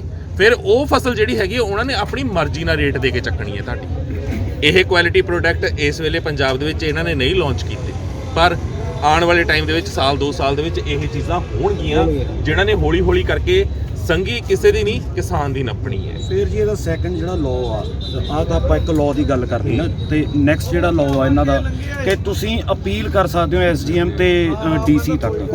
ਉਸ ਤੋਂ ਇੱਥੇ ਉਹਨਾਂ ਨੇ ਸਾਨੂੰ ਜਿਹੜੀ ਮਤਲਬ ਤਰੀਕਾ ਅਪਣਾਇਆ ਇੱਕ ਗਲਾ ਘੁੱਟਣ ਦਾ, ਜਿਹੜੀ ਸੰਘੀ ਘੁੱਟਣ ਦਾ ਤਰੀਕਾ, ਉਹ ਇਸ ਤਰੀਕੇ ਨਾਲ ਪਹਿਲਾਂ ਤੁਹਾਨੂੰ ਲਾਲਚ ਦੇਤਾ, ਲਾਲਚ ਦੇ ਕੇ ਤੁਹਾਡੇ ਤੋਂ ਐਗਰੀਮੈਂਟ ਕਰਵਾ ਲਿਆ ਕਿ ਤੁਹਾਡਾ ਕੁਆਲਿਟੀ ਪ੍ਰੋਡਕਟ ਅਸੀਂ ਚੱਕਾਂਗੇ। ਉਹ ਆਪਾਂ ਕੁਆਲਿਟੀ ਤੋਂ ਫੇਲ ਹੋ ਗਏ। ਜਿਹੜਾ ਅੱਜ ਵੀ ਕਿਸਾਨ ਕਈ ਵਾਰ ਰੁਲਦਾ ਹੁੰਦਾ ਜੀ ਮੰਡੀਆਂ ਦੇ ਵਿੱਚ, ਆਪਾਂ ਹਰੇਕ ਮੰਡੀ ਦੇ ਵਿੱਚ ਰੌਲਾ ਪਾਉਂਦੇ ਆ, ਹਰੇਕ ਸਾਲ ਹਰੇਕ 6 ਮਹੀਨੇ ਬਾਅਦ ਰੌਲਾ ਪੈਂਦਾ ਜੀ ਸਾਡੀ ਫਸਲ ਨਹੀਂ ਚੱਕੀ ਜਾ ਰਹੀ, ਤੁਸੀਂ ਸਾਰੇ ਜਾਣਦੇ ਹੋ। ਤੇ ਜਦੋਂ ਉਹਨਾਂ ਨੇ ਕੰਪਨੀਆਂ ਨਾਲ ਕੰਟਰੈਕਟ ਹੋਇਆ ਤੇ ਉਹਨਾਂ ਨੇ ਮਾਲ ਨਹੀਂ ਚੱਕਿਆ, ਆਪਾਂ ਭੱਜ ਕੇ ਜਾਵਾਂਗੇ SDM ਕੋਲ। SDM ਸਾਹਿਬ ਤਾਂ ਜੀ ਅੱਜ ਤੁਹਾਡੇ ਮੇਰੇ ਵਰਗੇ ਆਮ ਜੱਟਾਂ ਦੀ ਅੱਜ ਵੀ ਨਹੀਂ ਸੁਣਦੇ। ਜਿਹਦੀ ਸਰਕਾਰ ਹੁੰਦੀ ਆ ਉਹ ਉੱਥੇ ਜਾ ਕੇ ਉਹਦਾ ਬੋਲਬਾਲਾ ਹੁੰਦਾ, ਤੇ ਜਦੋਂ ਸਰਕਾਰ ਵੀ ਉਹਨਾਂ ਦੀ ਤੇ ਵੱਡੇ ਜਿਹੜੇ ਮਤਲਬ ਕਾਰਪੋਰੇਟ ਘਰਾਣੇ ਵੀ ਉਹਨਾਂ ਦੇ, ਤੇ ਉਹ ਕਾਰਪੋਰੇਟ ਘਰਾਣੇ ਤਾਂ ਉੱਥੇ ਜਾ ਕੇ ਪੈਰੀ ਢਿੱਕਦੇ ਨੇ SDM ਤੇ DC। ਉਹ ਸਾਡੀ ਗੱਲ ਕਿੱਥੋਂ ਸੁਣ ਲੈਣਗੇ? ਚਲੋ ਜੇ 1-2% ਵਿੱਚ ਰੌਲਾ ਪਾਉਣ ਵਾਲੇ ਹੋਣਗੇ ਵੀ ਸਾਡੇ ਵਰਗੇ, ਪਰ ਜਿਹੜਾ ਆਮ ਜੱਟ ਆ, ਜਿਹੜਾ ਕਿਸੇ ਨਾਲ ਗੱਲ ਵੀ ਕਰ ਨਹੀਂ ਸਕਦਾ, ਬਾਹਰ ਨਿਕਲ ਕੇ ਦੇਸੀ ਜੱਟ ਬੂਟ ਆ ਜਿਹੜਾ, ਉਹ ਕਿਵੇਂ ਆਪਦੀਆਂ ਮੰਗਾਂ ਕਿਸੇ ਕੋਲ ਰੱਖੂਗਾ, ਕਿਵੇਂ ਉਹ ਰੌਲਾ ਪਾਊਗਾ? ਹਰੇਕ ਵਾਰ ਅਸੀਂ ਧਰਨੇ ਲਾਵਾਂਗੇ, ਉਹਦੀ ਥਾਂ ਤੇ ਅੱਜ ਹੀ ਧਰਨਾ ਲਾ ਕੇ ਆ ਜਿਹੜੇ 3 ਬਿੱਲ ਆ ਹੀ ਨਾ ਪਾਸ ਹੋਣ ਦੇ। ਉਹੀ ਚੀਜ਼ ਮੈਂ ਪਹਿਲਾਂ ਕਹਿ ਰਿਹਾ ਸੀ ਕਿ ਹੁਣ ਅਗਰ 3 ਬਿੱਲ ਅਸੀਂ ਮਾਫ ਕਰਵਾਉਣੇ ਨੇ ਤਾਂ ਇੱਕ 2006 ਤੋਂ ਸਵਾਮੀਨਾਥਨ ਕਮਿਸ਼ਨ ਦੀ ਰਿਪੋਰਟ ਵੀ ਲਟਕੀ, ਉਹ ਵੀ ਕਿਸਾਨਾਂ ਦੇ ਹੱਕ ਦੇ ਵਿੱਚ ਜਿਹੜੀ ਲਟਕਾਈ ਹੋਈ ਹੈ। ਹੁਣ ਇੰਨਾ ਵੈਕਿਊਮ ਉਰੇ ਦਿੱਲੀ ਕ੍ਰੀਏਟ ਹੋਇਆ ਗਿਆ ਹੈ। ਅਗਰ ਅਸੀਂ ਸਿਰਫ ਕਿਸਾਨੀ ਮੁੱਦੇ ਲੈ ਕੇ ਚੱਲ ਰਹੇ ਹਾਂ, ਜਿੱਥੇ ਇਹ 3 ਬਿੱਲ ਰੱਦ ਕਰਵਾਉਣੇ ਨੇ, ਉੱਥੇ ਅਸੀਂ ਇਹ ਵੀ ਇਹਨਾਂ ਦੇ ਗੱਲ 'ਚ ਅੰਗੂਠਾ ਦੇ ਸਕਦੇ ਹਾਂ ਕਿ ਆਹ ਰਿਪੋਰਟ ਤੁਸੀਂ ਲਾਗੂ ਕਰੋ। ਕਿਉਂਕਿ ਅਗਰ ਉਹ ਸਵਾਮੀਨਾਥਨ ਕਮਿਸ਼ਨ ਦੀ ਰਿਪੋਰਟ ਲਾਗੂ ਹੋ ਜਾਂਦੀ ਹੈ ਤਾਂ 99% ਪ੍ਰੋਬਲਮਸ ਕਿਸਾਨਾਂ ਦੀਆਂ ਆਪਣੇ ਆਪ ਖਤਮ ਹੋ ਜਾਣਗੇ। ਕਿਉਂਕਿ ਉਹਨਾਂ ਨੇ ਕਿਹਾ ਸੀ ਜੋ ਕਿਸਾਨਾਂ ਦੀ ਲਾਗਤ ਹੈ ਸਵਾਮੀਨਾਥਨ ਕਮਿਸ਼ਨ ਰਿਪੋਰਟ ਦੇ ਵਿੱਚ ਹੈ, ਉਸ ਤੋਂ 2.5 ਗੁਣਾ ਕਿਸਾਨ ਕੋਲ ਜਾਣਾ ਚਾਹੀਦਾ ਹੈ। ਮਤਲਬ ਅਗਰ ਤੁਸੀਂ 10,000 ਰੁਪਈਆ ਖਰਚ ਕੀਤਾ ਹੈ ਤਾਂ ਤੁਹਾਨੂੰ 25,000 ਰੁਪਈਆ ਮਿਲਣਾ ਚਾਹੀਦਾ ਹੈ ਉਸ ਫਸਲ ਦਾ, ਚਾਹੇ ਉਹ ਮੁਨਾਫਾ ਤੁਹਾਨੂੰ ਦੇ ਰਹੀ ਹੋਵੇ ਨਾ ਦੇ ਰਹੀ ਹੋਵੇ। ਤੁਹਾਡੀ ਫਸਲ ਖੜੀ ਹੈ ਜਾਂ ਗੜੇ ਪੈ ਕੇ ਬਰਬਾਦ ਹੋ ਗਈ, ਇਹ ਕਲੀਅਰ ਹੈ। ਇਹੀ ਪਾਲਿਸੀ ਦੇ ਉੱਤੇ ਸਾਰੀਆਂ ਫੋਰਨ ਕੰਟਰੀਜ਼ ਕੰਮ ਕਰਦੀਆਂ। ਪਰ ਸਾਡੀ ਤਰਾਸਦੀ ਇਹ ਹੈ ਕਿ ਸਾਡੇ ਜਿਹੜੇ ਆਗੂ ਨੇ, ਸਿਆਸੀ ਆਗੂ ਨੇ, ਉਹਨਾਂ ਨੇ ਨਿੱਜੀਕਰਨ ਇੰਨਾ ਗੰਦਾ ਕਰਤਾ ਹੈ। ਆਪਣੇ ਇੰਪਾਇਰ ਤਾਂ ਬਹੁਤ ਵੱਡੇ ਵੱਡੇ ਖੜੇ ਕਰ ਲਏ, ਬੇਸ਼ੱਕ ਬਾਦਲ ਹੋਣ, ਕੈਪਟਨ ਹੋਣ, ਤੁਸੀਂ ਦੇਖ ਲਓ ਇਹਨਾਂ ਦੀਆਂ ਪ੍ਰਾਪਰਟੀਜ਼ ਸਾਲ ਦਰ ਸਾਲ ਦਹਾਕੇ ਵਧੀਆਂ ਹੋਣਗੀਆਂ। ਉਹੀ ਅੰਬਾਨੀਆਂ ਅਡਾਨੀਆਂ ਦਾ ਹਾਲ ਹੈ। ਪਰ ਆਮ ਇਨਸਾਨ ਜਿਹੜਾ ਆ, ਉਹਦੇ ਕੋਲ ਅਗਰ ਕੱਲ 10 ਕਿੱਲੇ ਸੀ, ਉਸ ਤੋਂ ਬਾਅਦ 8 ਹੋਣਗੇ, 6 ਹੋਣਗੇ। ਠੀਕ ਹੈ, ਕਰਜ਼ਾ ਵੱਧ ਰਿਹਾ ਹੋਏਗਾ, ਖਰਚੇ ਵੱਧ ਰਹੇ ਹੋਣਗੇ, ਆਮਦ ਘਟ ਰਹੀ ਹੋਏਗੀ। ਉਹਦਾ ਕਾਰਨ ਕੀ ਹੈ? ਕਿਉਂਕਿ ਸਾਡਾ ਖੂਨ ਹਰ ਪਾਸਿਓਂ ਚੂਸਿਆ ਜਾ ਰਿਹਾ ਹੈ। ਜੇਕਰ ਅਸੀਂ ਕਹਿੰਦੇ ਆ ਕਿ ਪੰਜਾਬ ਦੇ ਪਾਣੀ ਨੇ, ਪੰਜਾਬ ਦੇ ਪਾਣੀਆਂ ਤੋਂ ਬਿਜਲੀ ਤਿਆਰ ਹੁੰਦੀ ਹੈ, ਦਿੱਲੀ ਨੂੰ 2 ਰੁਪਏ ਯੂਨਿਟ ਦਿੱਤੀ ਜਾਂਦੀ ਹੈ, ਪੰਜਾਬ ਨੂੰ ਕਿਉਂ ਨਹੀਂ ਉਹ ਸਪਲਾਈ ਕੀਤੀ ਜਾਂਦੀ? ਉਹਦੇ ਪਿੱਛੇ ਸਾਨੂੰ ਕਿਉਂ ਇੰਨੇ ਮਹਿੰਗੇ ਥਰਮਲ ਪਲਾਂਟ ਲਗਾ ਕੇ ਉਹਨਾਂ ਦੇ ਵਿੱਚ ਕੂੜਾ ਫੂਕ ਕੇ ਇੱਕ ਪੰਜਾਬ 'ਚ ਪੋਲਿਊਸ਼ਨ ਕੀਤਾ ਜਾ ਰਿਹਾ, ਸਾਨੂੰ ਬਿਮਾਰੀਆਂ ਲਾਈਆਂ ਜਾ ਰਹੀਆਂ ਨੇ, ਉਤੋਂ ਸਾਡਾ ਖੂਨ ਚੂਸਿਆ ਜਾ ਰਿਹਾ 11 ਰੁਪਏ ਦੇ ਹਿਸਾਬ ਨਾਲ ਪਰ ਯੂਨਿਟ ਸਾਡੇ ਤੋਂ ਪੈਸਾ ਵਸੂਲਿਆ ਜਾ ਰਿਹਾ ਹੈ।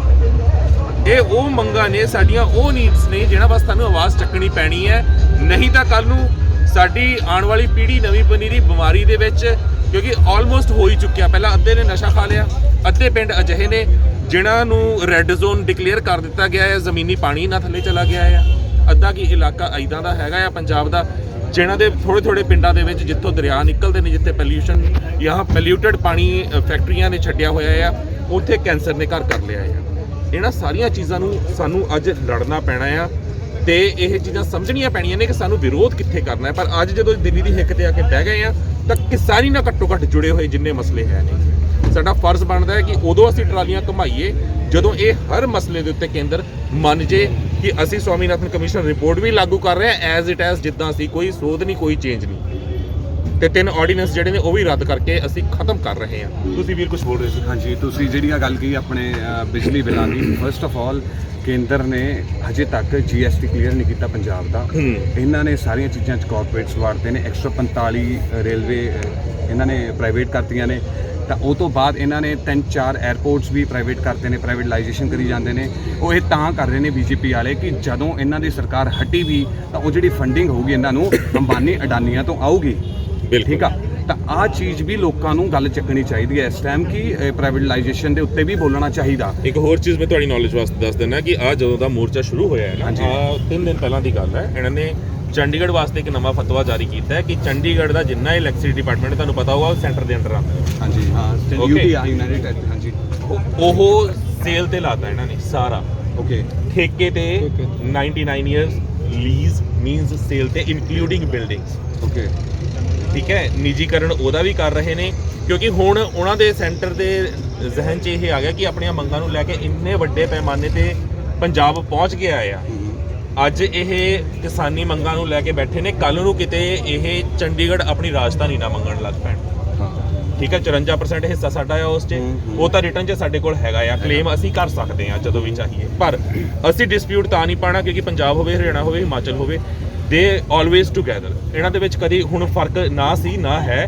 ਅੱਜ ਵੀ ਪੰਜਾਬ ਦੀ ਨੌਜਵਾਨੀ ਕਹਿੰਦੀ ਹੈ ਕਿ ਹਰਿਆਣਾ ਜਿੱਦਾਂ ਆ ਕੇ ਨਾਲ ਸਾਡੇ ਖੜਿਆ ਆ, ਅਸੀਂ ਪਾਣੀ ਹੱਸ ਕੇ ਦੇਵਾਂਗੇ। ਪਰ ਇਹੀ ਚੀਜ਼ ਮੋਰਚਿਆਂ ਤੋਂ ਪਹਿਲਾਂ ਕੀ ਸੀ ਕਿ ਜਿੱਦਾਂ ਇੱਟ ਕੁੱਤੇ ਦਾ ਵੈਰ ਹੁੰਦਾ ਨਾ, ਅਗਰ ਕੋਈ ਇਸ ਦੇ ਉੱਤੇ ਗੱਲ ਕਰਦਾ ਸੀ ਤਾਂ ਅਸੀਂ ਲੜਨ ਨੂੰ ਜਾਂਦੇ ਸੀ। ਪਰ ਇਹ ਲੜਾਈ ਆਮ ਨਾ ਹਿੰਦੂ ਜਾਂ ਮੁਸਲਮਾਨ, ਸਿੱਖ, ਈਸਾਈ, ਬੋਧੀ ਜੈਨੀ ਕਿਸੇ ਦੇ ਵਿੱਚ ਨਹੀਂ ਹੈ। ਇਹ ਸਿਰਫ ਦਿਖਾਵਾ ਜਿਹੜਾ ਪੋਲੀਟੀਸ਼ੀਅਨਸ ਨੇ ਕ੍ਰੀਏਟ ਕੀਤਾ ਹੋਇਆ ਆ ਕਿ ਇਧਰੋਂ ਕੋਈ ਆਪਣੀ ਪਾਰਟੀ ਦੇ 10 ਬੰਦੇ ਲੈ ਕੇ ਪਹੁੰਚ ਗਿਆ ਆ ਬਾਰਡਰ ਦੇ ਉੱਤੇ, ਉਧਰੋਂ ਪੰਜਾਬ ਵੱਲੋਂ ਆਪਣੀ ਪਾਰਟੀ ਦੇ 10 ਬੰਦੇ ਲੈ ਕੇ ਉਹਨਾਂ ਨੇ ਇੱਕ ਨਾਟਕ ਕਰਨਾ ਹੁੰਦਾ, ਇੱਕ ਵੈਕਿਊਮ ਕ੍ਰੀਏਟ ਕਰਨਾ ਹੁੰਦਾ ਲੋਕਾਂ ਨੂੰ ਬੇਵਕੂਫ ਬਣਾਉਣ ਵਾਸਤੇ, ਉਹਨਾਂ ਦਾ ਬ੍ਰੇਨ ਵਾਸ਼ ਕਰਨ ਵਾਸਤੇ। ਇਸ ਲਈ ਸਾਡਾ ਫਰਜ਼ ਬਣਦਾ ਹੈ ਕਿ ਗੋਦੀ ਮੀਡੀਆ, ਪੀਲੀ ਪੱਤਰਕਾਰੀ ਜਿਹੜੀ ਹੈਗੀ ਹੈ, ਜਿਹੜੀ ਅੱਤਵਾਦ ਦੇ ਨਾਲ, ਵੱਖਵਾਦ ਦੇ ਨਾਲ, ਇਹਨਾਂ ਚੀਜ਼ਾਂ ਨੂੰ ਜੋੜ ਰਹੀ ਹੈ, ਕਿਸਾਨੀ ਸੰਘਰਸ਼ ਨੂੰ ਜੋੜ ਰਹੀ ਹੈ, ਉਹਨਾਂ ਨੂੰ ਪਹਿਲਾਂ ਵੀ ਬਹੁਤ ਲਾਂਘਦਾ ਮੈਂ ਚੈਨਲ ਦੇ ਥਰੂ ਪਾਈਆਂ ਨੇ, ਤੇ ਹੁਣ ਮੈਂ ਇਹੀ ਕਹਾਂਗਾ ਕਿ ਆਹ ਖੜੇ ਨੇ, ਤੁਹਾਨੂੰ ਲੱਗਦਾ ਇਹਨਾਂ ਵਿੱਚੋਂ ਕੋਈ ਵੱਖਵਾਦੀ ਜਾਂ ਅੱਤਵਾਦੀ? ਕਿਸਾਨ ਨੇ, ਸਾਰੇ ਕਿਸਾਨੀ ਹੱਕਾਂ ਨੂੰ ਲੈ ਕੇ ਖੜੇ ਨੇ। ਪਰ ਮੈਂ ਇੱਕ ਬੇਨਤੀ ਕਿਸਾਨ ਜਥੇਬੰਦੀਆਂ ਨੂੰ ਜ਼ਰੂਰ ਕਰਾਂਗਾ, ਪੜ੍ਹੇ ਲਿਖੇ ਨੌਜਵਾਨ, ਸੂਝਵਾਨ ਨੌਜਵਾਨ ਆਪਣੇ ਇਲਾਕਿਆਂ ਦੇ, ਆਪਣੇ ਹਲਕਿਆਂ ਦੇ ਤਿਆਰ ਕਰੋ 2022 ਦੀਆਂ ਚੋਣਾਂ ਵਾਸਤੇ। ਲੱਭੋ ਕੇਸ ਨੂੰ ਤੁਸੀਂ MLA ਬਣਾ ਕੇ ਖੜਾ ਕਰ ਸਕਦੇ ਹੋ, ਕੇਸ ਨੂੰ ਤੁਸੀਂ MP ਵਾਸਤੇ ਖੜਾ ਕਰ ਸਕਦੇ ਹੋ। ਇਹ ਰਵਾਇਤੀ ਪਾਰਟੀਆਂ, ਚਾਹੇ ਅਕਾਲੀ, ਭਾਜਪਾ ਜਾਂ ਕਾਂਗਰਸ ਹੈ, ਇਹਨਾਂ ਨੇ ਸਾਲ ਦਰ ਸਾਲ ਦਹਾਕਿਆਂ ਦਹਾਕੇ ਤੁਹਾਡਾ ਖੂਨ ਪੀਤਾ ਹੈ ਤੇ ਇਹਨਾਂ ਨੂੰ ਹੁਣ ਆਦਤ ਪੈ ਗਈ ਹੈ। ਜਿਹੜੇ ਆਪਣੇ ਗੁਰੂ ਦੇ ਨਹੀਂ ਹੋਏ, ਇੱਕ ਨੇ ਹੱਥ 'ਚ ਬਾਣੀ ਫੜ ਕੇ ਝੂਠੀ ਸਹੁੰ ਖਾਧੀ, ਇੱਕ ਨੇ ਅੰਗ ਅੰਗ ਗਲੀਆਂ 'ਚ ਖਿਲਾਰ ਦਿੱਤਾ, ਠੀਕ ਹੈ, ਸਿਰਫ ਵੋਟਾਂ ਖਾਤਰ।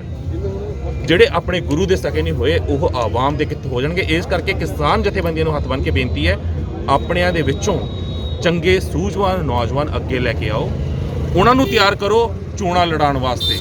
ਫਿਰ ਦੇਖਿਓ ਪੰਜਾਬ ਦਾ ਭਵਿੱਖ ਕਿੱਦਾਂ ਬਦਲਦਾ ਹੈ, ਪੰਜਾਬ ਦੀ ਆਬੋ ਹਵਾ ਕਿੱਦਾਂ ਬਦਲਦੀ ਹੈ ਤੇ ਇਹ ਰਵਾਇਤੀ ਪਾਰਟੀਆਂ ਕਿੱਦਾਂ ਖੂੰਜੇ ਲੱਗਦੀਆਂ। ਅੰਤ ਵਿੱਚ ਤੁਸੀਂ ਕੋਈ ਮੈਸੇਜ ਦੇਣਾ ਚਾਹੁੰਦੇ ਹੋ? ਸਭ ਕੋਈ ਬੋਲਣਾ? ਮੈਂ ਇੱਕ ਲਾਸਟ ਮੈਸੇਜ ਆਈ ਦੇਣਾ ਚਾਹੁੰਦਾ ਕਿ ਜਿਹੜਾ ਕਾਂਗਰਸ ਆ ਉਹ ਵੀ ਸੈਂਟਰ 'ਚ ਆ, ਜਿਹੜੀ BJP ਆ ਉਹ ਵੀ ਸੈਂਟਰ ਦੀ ਆ। ਜੇ ਪੰਜਾਬ ਨੂੰ ਚਲਾਉਣਾ ਤਾਂ 3-4 ਜਿਹੜੇ ਆਪਣੇ ਵਧੀਆ ਲੀਡਰਸ ਨੇ ਉਹ ਇਕੱਠੇ ਹੋ ਜਾਣ ਤੇ ਪੰਜਾਬ ਦੀ ਖੇਤਰੀ ਪਾਰਟੀ ਕੱਢਣ ਪੰਜਾਬ 'ਚੋਂ, ਤੇ ਉਹ ਉੱਥੇ ਬਹਿ ਕੇ ਹੀ ਪੰਜਾਬ ਨੂੰ ਚਲਾਉਣ, ਪੰਜਾਬ ਨੂੰ ਸੈਂਟਰ ਤੋਂ ਨਾ ਚਲਾਵੇ ਕੋਈ। ਸਹੀ ਗੱਲ ਬਿਲਕੁਲ ਜਿਹੜੀ ਪਾਰਟੀ ਆ ਉਹ ਖੇਤਰੀ ਨਿਕਲੇ, ਨਾ ਹੀ ਆਮ ਆਦਮੀ ਨੂੰ, ਨਾ ਹੀ ਸਾਨੂੰ ਪਤਾ ਆਮ ਆਦਮੀ ਵੀ ਬੀ ਟੀਮ ਆ ਬੀਜੇਪੀ ਦੀ, ਵੀ ਨੋ ਐਵਰੀਥਿੰਗ। Yeah. ਤੇ ਕੋਈ ਵੀ ਸਿਰਫ ਖੇਤਰੀ ਪਾਰਟੀ ਕੱਢੋ, ਪੰਜਾਬ ਦੀ ਆਪਦੀ ਪਾਰਟੀ ਹੋਵੇ, ਪੰਜਾਬ ਤੋਂ ਚੱਲੇ, ਨਾ ਕਿ ਦਿੱਲੀ ਤੋਂ ਚੱਲੇ। ਬਸ ਉਹੀ ਗੱਲ ਆ ਜਾਂਦੀ ਹੈ ਕਿ ਸਾਨੂੰ ਆਪਣੀ ਖੁਦ ਮੁਖਤਿਆਰੀ ਚਾਹੀਦੀ ਹੈ। ਪੰਜਾਬ ਦੇ ਡਿਸੀਜਨ ਪੰਜਾਬ ਲਵੇ, ਪੰਜਾਬ ਦੀ ਖੇਤਰੀ ਪਾਰਟੀ ਲਵੇ, ਚਾਹੇ ਉਹ ਪਾਣੀਆਂ ਦੇ ਮਸਲੇ ਹੋਣ, ਕਿਸਾਨੀ ਦੇ ਮਸਲੇ ਹੋਣ, ਜਵਾਨੀ ਦੇ ਮਸਲੇ ਹੋਣ, ਕੋਈ ਵੀ ਮਸਲਾ ਹੋਵੇ। ਤੇ ਜੇਕਰ ਭਾਰਤ ਸਰਕਾਰ ਨੇ ਵਾਕਈ ਹੀ ਪੰਜਾਬ ਨੂੰ ਜਾਂ ਭਾਰਤ ਨੂੰ ਗਾਂਹ ਲੈ ਕੇ ਜਾਣਾ ਹੈ ਤਾਂ ਮੈਂ ਉਹਨਾਂ ਨੂੰ ਇੱਕ ਹੋਰ ਬੇਨਤੀ ਕਰਾਂਗਾ, ਠੀਕ ਹੈ, 1 ਲੈਵਲ ਐਜੂਕੇਸ਼ਨ ਅਪਲਾਈ ਕਰੋ, ਪ੍ਰਾਈਵੇਟ ਕਰਨ ਸਾਰਾ ਬੰਦ ਕਰੋ, ਠੀਕ ਹੈ। ਮੰਤਰੀ ਦਾ ਬੱਚਾ ਵੀ ਉਸੇ ਸਕੂਲ 'ਚ ਜਾਵੇ, ਤੇ ਅਗਰ ਕੋਈ ਲੋਅਰ ਗ੍ਰੇਡ ਦਾ 3rd ਗ੍ਰੇਡ ਦਾ ਬੰਦਾ ਹੈ ਜਿਹੜਾ ਕੰਮ ਕਰਦਾ ਆ, ਫੋਰ ਐਗਜ਼ਾਮਪਲ ਕੋਈ ਸਵੀਪਰ ਵੀ ਹੈ ਨਾ, ਉਹਦਾ ਬੱਚਾ ਵੀ ਉਸੇ ਸਕੂਲ 'ਚ ਪੜ੍ਹਨ ਜਾਵੇ ਜਿੱਦਾਂ ਐਬਰੋਡ 'ਚ ਹੁੰਦਾ ਹੈ। ਉੱਥੇ ਤੁਸੀਂ ਜਾ ਕੇ ਦੇਖੋਗੇ ਤਾਂ ਤੁਹਾਨੂੰ ਇੱਕੋ ਹੀ ਸਕੂਲ ਮਿਲੇਗਾ, ਉੱਥੇ ਰਾਜੇ ਦਾ ਬੱਚਾ ਪੜ੍ਹਦਾ ਹੋਊਗਾ, ਉੱਥੇ ਰੰਕ ਦਾ ਪੜ੍ਹਦਾ ਹੋਊਗਾ। ਪਰ ਸਾਡੀਆਂ ਬੇੜੀਆਂ 'ਚ ਬੱਟੇ ਇਹਨਾਂ ਨੇ ਅਜਿਹੇ ਪਾਏ ਨੇ ਨੋਟ ਕਮਾਉਣ ਵਾਸਤੇ ਕਿ ਇਹਨਾਂ ਨੇ ਸਭ ਕੁਝ ਨੇਸਤੋ ਨਾਬੂਦ ਕਰਤਾ। ਪਰ ਅਸੀਂ ਪਰਮਾਤਮਾ ਅੱਗੇ ਇਹੀ ਅਰਦਾਸ ਕਰਦੇ ਹਾਂ, ਕਰ ਰਹੇ ਹਾਂ ਤੇ ਕਰਾਂਗੇ ਕਿ ਉਹ ਦਿਨ ਜਲਦੀ ਆਵੇ ਜਿੱਦਣ ਆਬੋ ਹਵਾ ਪੰਜਾਬ ਦੀ ਬਦਲੇ, ਕਿਉਂਕਿ ਪੰਜਾਬ ਦੀ ਜਿੱਦਣ ਬਦਲ ਗਈ ਉਸ ਤੋਂ ਬਾਅਦ ਭਾਰਤ ਦੀ ਆਪਣੇ ਆਪ ਬਦਲੀ ਜਾਣੀ ਹੈ। ਕਿਉਂਕਿ ਇਹ ਉਹ ਕੌਮ ਹੈ ਜਿਸ ਨੇ ਨਾ ਕਦੇ ਜ਼ੁਲਮ ਕਿਸੇ ਦੂਜੇ ਉੱਤੇ ਹੋਣ ਦਿੱਤਾ, ਨਾ ਆਪਣੇ ਉੱਤੇ ਸਹਿਆ, ਮੂੰਹ ਤੋੜ ਕੇ ਜਵਾਬ ਦਿੱਤਾ। ਦਿੱਲੀ ਪਹਿਲਾਂ ਵੀ 18 ਵਾਰ ਫਤਿਹ ਕੀਤੀ ਹੈ, ਅਗਰ ਸਰਕਾਰ ਨਹੀਂ ਮੰਨਦੀ ਤਾਂ 19ਵੀਂ ਵਾਰ ਵੀ ਫਤਿਹ ਕਰਦੇ, ਅਸੀਂ ਦੇਰ ਨਹੀਂ ਲਾਵਾਂਗੇ। ਪਰ ਫਿਲਹਾਲ ਅਸੀਂ ਸੰਵਿਧਾਨ ਦੇ ਦਾਇਰੇ ਦੇ ਅੰਦਰ ਰਹਿ ਕੇ ਕਲਮ ਦੇ ਜ਼ੋਰ ਦੇ ਨਾਲ ਆਪਣੀਆਂ ਮੰਗਾਂ ਸਾਹਮਣੇ ਰੱਖਾਂਗੇ। ਵਾਹਿਗੁਰੂ ਜੀ ਕਾ ਖਾਲਸਾ, ਵਾਹਿਗੁਰੂ ਜੀ ਕੀ ਫਤਿਹ ਜੀ। ਅਸੀਂ ਕੋਂਡਲੀ ਬਾਰਡਰ ਤੋਂ ਵਾਪਸ ਆ ਰਹੇ ਹਾਂ, ਐਡਵੋਕੇਟ ਜਮਾਲਪੁਰ ਜੀ ਨਾਲ ਨੇ। ਵਾਹਿਗੁਰੂ ਜੀ ਕਾ ਖਾਲਸਾ, ਵਾਹਿਗੁਰੂ ਜੀ ਕੀ ਫਤਿਹ ਜੀ। ਵਾਹਿਗੁਰੂ ਜੀ ਕਾ ਖਾਲਸਾ, ਵਾਹਿਗੁਰੂ ਜੀ ਕੀ ਫਤਿਹ ਜੀ। ਅੱਜ ਬੜੀਆਂ ਅਜੀਬ ਜੀਆਂ ਵੇਵਸ ਉੱਥੋਂ ਮਤਲਬ ਮਿਲੀਆਂ ਨੇ, એનર્ਜੀ ਬੜੀ ਅਜੀਬ ਜੀ ਹੈ। ਕੀ ਗੱਲ ਹੈ, ਕੀ ਮਾਹੌਲ ਹੈ, ਤੁਹਾਨੂੰ ਜਮਾਲਪੁਰ ਜੀ ਆਪ ਦੱਸਣਗੇ ਕਿ ਆਖਿਰ ਕਿਉਂ ਇਦਾਂ ਫੀਲ ਹੋ ਰਿਹਾ ਕਿ ਜਿੱਦਾਂ ਇਹ ਪੰਜਾਬ ਦਾ ਜਿਹੜਾ ਸੰਘਰਸ਼ ਤੁਰਿਆ ਸੀਗਾ ਉਹ ਹੁਣ ਇੱਕ ਕਾਮਰੇਡ ਸੰਘਰਸ਼ ਬਣ ਕੇ ਜਿੱਦਾਂ ਰਹਿ ਗਿਆ ਹੈ, ਮਤਲਬ ਕਬਜ਼ਾ ਜਿਹਾ ਹੋ ਗਿਆ ਹੁੰਦਾ। ਕੀ ਕਹੋਗੇ? ਹਾਂਜੀ ਵੀਰ ਜੀ, ਇਹ ਬਿਲਕੁਲ ਇਹੀ ਮਹਿਸੂਸ ਹੋ ਰਿਹਾ, ਕਿਉਂਕਿ ਜਿਹੜੀ ਗੱਲ ਹੋ ਰਹੀ ਆ ਬਾਰ-ਬਾਰ ਕਿ ਇਹ 30 ਜਾਂ 31 ਜਥੇਬੰਦੀਆਂ ਨੇ ਜਿਹੜੀਆਂ ਲੀਡ ਕਰ ਰਹੀਆਂ ਨੇ, ਤੇ ਇੱਥੇ ਜਿਹੜਾ ਸਟੇਜ ਲਗਾਈ ਗਈ ਆ ਉਸ ਸਟੇਜ ਦੇ ਉੱਤੇ ਉਹ ਜਥੇਬੰਦੀਆਂ ਵੱਲੋਂ ਹੀ ਪ੍ਰਬੰਧ ਕੀਤਾ ਗਿਆ ਸਾਰਾ। ਔਰ ਉਹ ਜਥੇਬੰਦੀਆਂ ਦੀ ਹੀ ਆਪਸੀ ਰਾਏ ਨਾਲ ਹੀ ਕਿਹੜਾ ਬੁਲਾਰਾ ਬੋਲੇਗਾ, ਕਿਹੜਾ ਨਹੀਂ ਬੋਲੇਗਾ, ਇਹ ਉੱਥੇ ਡਿਸਾਈਡ ਕੀਤਾ ਜਾ ਰਿਹਾ। ਤੇ ਦੂਸਰੀ ਗੱਲ ਇਹ ਆ ਕਿ ਜੋ ਅੱਜ ਮੈਨੂੰ ਮਹਿਸੂਸ ਹੋ ਰਹੀ ਆ ਕਿ ਚਲੋ ਠੀਕ ਆ, ਮੰਨਿਆ ਇਸ ਵੇਲੇ 30-31 ਜਥੇਬੰਦੀਆਂ ਉਹ ਉੱਥੇ ਸਟੇਜ ਦਾ ਸੰਚਾਲਨ ਕਰ ਰਹੀਆਂ ਨੇ, ਪ੍ਰਬੰਧ ਕਰ ਰਹੀਆਂ ਨੇ, ਸਾਰਾ ਸੁਚਾਰੂ ਰੂਪ 'ਚ ਕਰ ਰਹੀਆਂ ਨੇ, ਚਲੋ ਵਧੀਆ ਹੋ ਰਿਹਾ ਸਾਰਾ ਕੁਝ। ਪਰ ਜਿੰਨਾ ਚਿਰ ਮੈਂ ਉੱਥੇ ਸਟੇਜ 'ਤੇ ਰਹੇ ਹਾਂ ਅਸੀਂ ਅੱਧਾ ਘੰਟਾ, ਤੇ ਉੱਥੇ ਬੋਲਣ ਵਾਲੇ ਬੁਲਾਰੇ ਜਿਹੜੇ ਸੀ ਉਹਨਾਂ ਵਿੱਚੋਂ ਮੈਨੂੰ 10% ਲੱਗਿਆ ਕਿ ਜਿਹੜੀ ਪਾਏਦਾਰ ਗੱਲ ਕਰ ਰਹੇ ਸੀ। 90% ਮੈਨੂੰ ਉਹ ਲੱਗਿਆ ਕਿ ਜਿਹੜੀ ਆਪਾਂ ਪਿੰਡਾਂ ਦੇ ਵਿੱਚ ਨਾਰਮਲ ਛੋਟੇ-ਮੋਟੇ ਸੰਘਰਸ਼ਾਂ ਦੇ ਵਿੱਚ ਗੱਲਾਂ ਕਰ ਰਹੇ ਹੁੰਨੇ ਆ, ਉਹ ਗੱਲਾਂ ਨੈਸ਼ਨਲ ਲੈਵਲ ਦੀ ਸਟੇਜ ਤੋਂ ਹੋ ਰਹੀਆਂ ਸੀ ਜਿੱਥੇ ਇੰਟਰਨੈਸ਼ਨਲ ਮੀਡੀਆ ਖੜਾ। ਬਿਲਕੁਲ ਇਹ ਜਿਹੜੀਆਂ ਵਾਈਬਸ ਨੇ, ਨੈਗੇਟਿਵ ਵਾਈਬਸ ਨੇ। ਮਤਲਬ ਤੁਹਾਨੂੰ ਇੰਨੀ ਜੱਜਮੈਂਟ ਨਹੀਂ ਹੈ ਕਿ ਤੁਸੀਂ ਪਿੰਡ ਦੇ ਇੱਕ ਵੱਟ ਦੇ ਜਾਂ ਇੱਕ ਲੋਨ ਦਾ ਜਿਹੜਾ ਮਸਲਾ ਹੁੰਦਾ ਵੀ ਲੈ ਵੀ ਹਾਂ ਬੈਂਕ ਤੋਂ ਲੋਨ ਰਿਕਵਰੀ ਵਾਸਤੇ ਆਏ ਨੇ ਤੇ ਅਸੀਂ ਉਹਨਾਂ ਦਾ ਵਿਰੋਧ ਕਰ ਰਹੇ ਹਾਂ, ਉਸ ਮੌਕੇ ਜਿਹੜੀਆਂ ਸਾਡੀਆਂ ਗੱਲਾਂ ਹੁੰਦੀਆਂ ਨੇ ਉਹ ਗੱਲਾਂ ਅਸੀਂ ਇੱਥੇ ਕਰ ਰਹੇ ਹਾਂ। ਇਹ ਗੱਲਾਂ ਦਾ ਸਾਨੂੰ ਸਮਝਣਾ ਪੈਣਾ, ਇਸ ਸਟੇਜ ਤੋਂ ਸਾਨੂੰ ਕਿਹੋ ਜਿਹੀ ਗੱਲ ਕਰਨੀ ਚਾਹੀਦੀ ਆ। ਮੈਂ ਸੋਚਿਆ ਸੀਗਾ ਕਿ ਇਹ ਪ੍ਰਬੰਧ ਇੱਥੋਂ ਉਹਨਾਂ ਨੇ ਰੋਕਿਆ ਹੋਇਆ ਕਿ ਚਲੋ ਆਪਾਂ ਨਾਮ ਨਹੀਂ ਲੈਂਦੇ ਕਿ ਉਸ ਬੰਦੇ ਨੂੰ ਨਹੀਂ ਬੋਲਣ ਦੇਣਾ, ਫਲਾਣੇ ਨੂੰ ਧਮਕਾਣੇ ਨੂੰ ਨਹੀਂ ਬੋਲਣ ਦੇਣਾ, ਤੇ ਇਹ ਸਾਰਾ ਸਾਡੇ ਹੀ ਬੁਲਾਰੇ ਹੋਣਗੇ, ਬੁਲਾਰੇ ਤੁਹਾਡੇ ਹੋਣ, ਪਰ ਉਹਨਾਂ ਬੁਲਾਰਿਆਂ ਦੀ ਗੱਲਬਾਤ ਤਾਂ ਉਸ ਲੈਵਲ ਦੀ ਹੋਵੇ ਜਿਸ ਲੈਵਲ ਗੱਲ ਤਾਂ ਵਜ਼ਨਦਾਰ ਹੋਵੇ। ਉਹ ਮੁੱਦਿਆਂ ਪ੍ਰਤੀ ਪੂਰੇ ਗੰਭੀਰ ਹੋਣ, ਉਹਨਾਂ ਮੁੱਦਿਆਂ ਦੇ ਹੱਲ ਕੀ ਹੋਣੇ ਆ ਉਸ ਪ੍ਰਤੀ ਗੰਭੀਰ ਹੋਣ। ਇੱਕ ਗੱਲ ਵੀਰ ਜੀ ਮੈਂ ਤੁਹਾਨੂੰ ਦੱਸ ਰਿਹਾ ਕਿ 26 ਤਰੀਕ ਨੂੰ ਜਿਹੜੇ 25 ਤੋਂ ਚੱਲ ਪਏ ਸੀਗੇ, 25 ਨਵੰਬਰ ਤੋਂ ਜਿਹੜੇ ਟਰੈਕਟਰ ਟਰਾਲੀਆਂ ਲੈ ਕੇ ਲੋਕ ਉੱਥੋਂ ਚੱਲੇ ਨੇ ਨਾ, ਇੱਕ ਗੱਲ ਟੂ ਬੀ ਵੈਰੀ ਫਰੈਂਕ, ਮੈਨੂੰ ਕੋਈ ਹਿੱਚ ਨਹੀਂ ਹੈ ਇਹ ਗੱਲ ਕਰਨ 'ਚ ਕਿ ਲਾਲ ਸਲਾਮ ਦੇ ਨਾਰਿਆਂ ਜਾਂ ਜਕਾਰਿਆਂ ਨੇ ਨਹੀਂ ਉਹ ਪੱਥਰ, ਉਹ ਹਰਡਲ ਜਿਹੜੇ 7 ਥਾਂ ਤੇ ਲੱਗੇ ਹੋਏ ਸੀ, ਉਹ ਬੈਰੀਕੇਡ ਤੋੜੇ, ਬੋਲੇ ਸੋ ਨਿਹਾਲ ਸਤਿ ਸ਼੍ਰੀ ਅਕਾਲ ਦੇ ਨਾਰਿਆਂ ਨੇ। ਬਿਲਕੁਲ ਉਹ ਜੋਸ਼ ਜਿਹੜਾ ਆਇਆ, ਉਹ ਨੌਜਵਾਨਾਂ ਜੋਸ਼ ਸਿੱਖੀ ਕਣ ਕਰਕੇ ਆਇਆ, ਤਾਂ ਇਹ ਹਰਡਲਾਂ ਦੂਰ ਹੋ ਕੇ ਅਸੀਂ ਦਿੱਲੀ ਤੱਕ ਪਹੁੰਚੇ ਹਾਂ। ਮੈਂ ਨਹੀਂ ਕਹਿੰਦਾ ਕਿ ਉਹਦੇ ਵਿੱਚ ਕਾਮਰੇਡ ਜਥੇਬੰਦੀਆਂ ਦਾ ਕੋਈ ਰੋਲ ਨਹੀਂ ਸੀ। 20% ਅਸੀਂ ਕਹਿ ਸਕਦੇ ਹਾਂ ਉਹਨਾਂ ਦਾ ਵੀ ਸੀ, ਖਾਸ ਕਰ ਇਹ ਹਰਡਲ ਤੋੜ ਕੇ ਇੱਥੇ ਤੱਕ ਪਹੁੰਚਣ ਵਿੱਚ। 80% ਰੋਲ ਸਿੱਖ ਇਤਿਹਾਸ, ਸਿੱਖ ਵਲਵਲਿਆਂ ਦਾ ਤੇ ਪੰਜਾਬ ਦੇ ਵਿੱਚ ਜਿਹੜਾ ਪਿਛਲੇ ਲੰਬੇ ਸਮੇਂ ਤੋਂ ਸਾਨੂੰ ਦਬਾਇਆ ਜਾ ਰਿਹਾ, ਹਰੇਕ ਪਾਸਿਓਂ ਕੁੱਟਿਆ ਲੁੱਟਿਆ ਜਾ ਰਿਹਾ, ਸਾਡੇ ਪਾਣੀ ਲੁੱਟੇ ਜਾ ਰਹੇ ਨੇ, ਸਾਡੀ ਜਵਾਨੀ ਖਰਾਬ ਕੀਤੀ ਜਾ ਰਹੀ ਆ ਨਸ਼ਿਆਂ 'ਚ ਪਾ ਕੇ। ਉਹਨਾਂ ਚੀਜ਼ਾਂ ਦੇ ਕਰਕੇ ਜਿਹੜਾ ਸਾਡੇ ਅੰਦਰ ਵਲਵਲੇ ਪੈਦਾ ਹੋਏ ਸੀ, ਜਿਹੜਾ ਉਬਾਲ ਪੈਦਾ ਹੋਇਆ ਸੀ, ਇਹ ਉਬਾਲ ਸੀ ਜਿਹੜਾ ਇਹਨਾਂ 7 ਬੈਰੀਕੇਡਾਂ ਨੂੰ ਤੋੜ ਕੇ ਸਿੱਧਾ ਸਾਨੂੰ ਲਿਆ ਕੇ ਦਿੱਲੀ ਦੇ ਵਿੱਚ ਬਾਰਡਰ ਤੇ ਲਿਆ ਕੇ ਖੜਾਤਾ। ਦਿੱਲੀ ਦੀ ਹਿੱਕ ਤੇ ਮੋਰਚਾ ਲਾ ਦਿੱਲੀ ਦੀ ਹਿੱਕ ਤੇ ਮੋਰਚਾ ਅਸੀਂ ਲਗਾ ਦਿੱਤਾ। ਔਰ ਮੈਂ ਜੋ as a Punjabi, as a Sikh, Guru Sahib ਦੀ ਵਿਚਾਰਧਾਰਾ ਨੂੰ ਮੰਨਣ ਵਾਲਾ, ਸਿੱਖ ਇਤਿਹਾਸ ਤੋਂ ਜਿੰਨੀ ਕੁ ਜਾਣਕਾਰੀ ਮੈਂ ਰੱਖਦਾ ਉਹਦੇ ਮੁਤਾਬਕ ਮੈਂ ਮੰਨਾਂ ਤਾਂ ਇਹ ਜਿਹੜੀ ਪੰਜਾਬ ਤੋਂ ਚੱਲ ਕੇ ਦਿੱਲੀ ਅਸੀਂ ਆ ਕੇ ਬੈਠੇ ਆ, ਇਹ ਸਾਡਾ ਸਿਰਫ ਸਿੱਖੀ ਜਜ਼ਬੇ ਕਰਕੇ ਹੋਇਆ। ਮੈਂ ਸਾਰਾ ਕ੍ਰੈਡਿਟ ਸਿੱਖੀ ਜਜ਼ਬੇ ਨੂੰ ਦੇਣਾ ਇਸ ਗੱਲ ਦਾ। ਪਰ ਹੁਣ ਸਟੇਜ ਦੇ ਉੱਤੇ ਜੋ ਅਸੀਂ ਉਹ ਹਰਡਲ ਪਾਰ ਕਰਨ ਵਿੱਚ 80% ਜ਼ੋਰ ਅਸੀਂ ਲਗਾਇਆ, ਸਿੱਖ ਫਲਸਫੇ ਕਰਕੇ ਉਹ ਜੋਸ਼ ਆਇਆ, ਹਨਾ। ਹੁਣ ਜੋ ਡਿਸੀਜਨ ਲੈਣ ਦੀ ਵਾਰੀ ਆ ਜਾਂ ਜਿੱਥੇ ਬੋਲਣ ਦੀ ਵਾਰੀ ਆ, ਜਿੱਥੋਂ ਸਾਡੀ ਗੱਲ ਬਹੁਤ ਲੋਕਾਂ ਤੱਕ ਜਾਣੀ ਆ, ਉੱਥੇ ਉਹਨਾਂ ਲੋਕਾਂ ਨੂੰ ਬੋਲਣ ਵੀ ਨਾ ਦਿੱਤਾ ਜਾਵੇ ਜਿਹਨਾਂ ਨੇ ਇੰਨੀ ਮਿਹਨਤ ਕੀਤੀ, ਜਿਨ੍ਹਾਂ ਨੇ ਇੰਨੀ ਮਿਹਨਤ ਕੀਤੀ, ਸਿਰ ਧੜ ਦੀ ਬਾਜੀ ਲਾਈ। ਕਿਉਂਕਿ ਜਦੋਂ ਜਕਾਰੇ ਲੱਗੇ ਤਾਂ ਨੌਜਵਾਨਾਂ ਦੇ ਸਾਹਮਣੇ ਗੰਨਾਂ ਲਈ ਖੜੀ ਪੁਲਿਸ ਤੇ ਪੈਰਾਮਿਲਟਰੀ ਫੋਰਸ ਸੀ। ਬਿਲਕੁਲ। ਇੱਕ ਗੋਲੀ ਨਿਕਲੀ, ਉਹਦੇ ਤੇ ਕਿਹਦਾ ਨਾਮ ਲਿਖਿਆ ਹੋਣਾ ਕਿਸੇ ਨੂੰ ਕੁਝ ਨਹੀਂ ਸੀ ਪਤਾ। ਉੱਥੇ ਕੋਈ ਉਹਨਾਂ ਤੇ ਪਰਚਾ ਨਹੀਂ, ਕੋਈ ਕੇਸ ਨਹੀਂ। ਸਿਰਫ ਇਹ ਗੱਲ ਹੋਣੀ ਸੀ ਜੀ ਉੱਪਰੋਂ ਆਰਡਰ ਆਏ ਨੇ, law and order the situation ਹੋ ਗਈ ਸੀਗੀ। ਇਹ ਨੌਜਵਾਨ ਅਰਾਜਕਤਾ ਫੈਲਾ ਰਹੇ ਸੀ, ਹਿੰਸਾ ਕਰ ਰਹੇ ਸੀਗੇ, ਅਸੀਂ ਜਵਾਬ 'ਚ ਗੋਲੀ ਚਲਾਤੀ। ਬਿਲਕੁਲ। ਪਰ ਉਸ ਮੌਕੇ ਉਹ ਗੱਲਾਂ, ਉਹ ਡਰ ਖਤਮ ਕਰਕੇ ਉਹੀ ਸਿੰਘਾਂ ਵਾਲਾ ਉਹ ਖਾਲਸਾਈ ਜੋਸ਼ ਸਾਹਮਣੇ ਆਇਆ ਤੇ ਉਹ ਹਰਡਲ ਪਾਰ ਕਰਕੇ ਅਸੀਂ ਇੱਥੇ ਪਹੁੰਚੇ ਹਾਂ। ਹੁਣ ਅਗਲੀ ਗੱਲ, ਪ੍ਰਾਪਤੀ ਕੀ ਹੋਣੀ ਚਾਹੀਦੀ ਹੈ ਸਾਡੀ, ਕਿਸ ਮਕਸਦ ਵਾਸਤੇ ਆਏ ਹਾਂ ਅਸੀਂ। 3 ਖੇਤੀ ਬਿੱਲਾਂ ਦੇ ਜਾਂ ਚੌਥਾ MSP ਦਾ ਕਾਨੂੰਨ ਬਣਾਉਣ ਦੇ ਲਈ, 3 ਖੇਤੀ ਬਿੱਲ ਰੱਦ ਕਰਨ ਲਈ, ਚੌਥਾ MSP ਦਾ ਕਾਨੂੰਨ ਬਣਾਉਣ ਲਈ ਅਸੀਂ ਇੱਥੇ ਆਏ ਹਾਂ। ਅਗਲੀ ਗੱਲ ਇਹ ਆ, ਅੱਜ ਦਾ ਜਿਹੜਾ ਮਾਹੌਲ ਸੀ, ਕਿਉਂਕਿ ਅੱਜ ਮੀਟਿੰਗ ਹੋਈ ਆ, ਅੱਜ 1 ਦਸੰਬਰ ਨੂੰ, ਪਹਿਲਾਂ ਤਾਂ ਇਹਨਾਂ ਨੇ ਬੜਾ ਹਾਈਲਾਈਟ ਕੀਤਾ ਸੈਂਟਰ ਗਵਰਨਮੈਂਟ ਨੇ, BJP ਨੇ, ਕਿ ਜੀ ਕੱਲ ਵੀ ਮੰਤਰੀ ਆਪਸ ਵਿੱਚ ਬੈਠੇ ਨੇ, ਰਾਜਨਾਥ ਸਿੰਘ ਬੈਠੇ, ਅਮਿਤ ਸ਼ਾਹ ਬੈਠੇ ਆ, ਖੇਤੀਬਾੜੀ ਮੰਤਰੀ ਬੈਠੇ ਆ, ਨਰਿੰਦਰ ਸਿੰਘ ਤੋਮਰ, ਤੇ ਇਹਨਾਂ ਨੇ ਕਿਹਾ ਕਿ ਅਸੀਂ 1 ਤਰੀਕ ਨੂੰ 3 ਵਜੇ ਕਿਸਾਨਾਂ ਨਾਲ ਮੀਟਿੰਗ ਕਰਾਂਗੇ।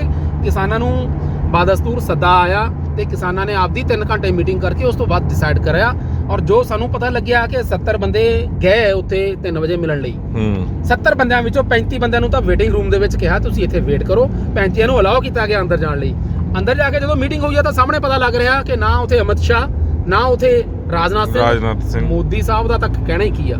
ਉੱਥੇ ਬੰਦਾ ਜਿਹੜਾ ਸੀ ਉਹ ਖੇਤੀਬਾੜੀ ਮਿਨਿਸਟਰ ਨਰਿੰਦਰ ਸਿੰਘ ਤੋਮਰ, ਔਰ ਉਹਦੀ ਬੋਡੀ ਲੈਂਗੁਏਜ ਇਹ ਦੱਸ ਰਹੀ ਸੀ ਕਿ ਉਹ ਕੋਈ ਡਿਸੀਜਨ ਲੈਣ ਲਈ ਨਹੀਂ ਆਇਆ।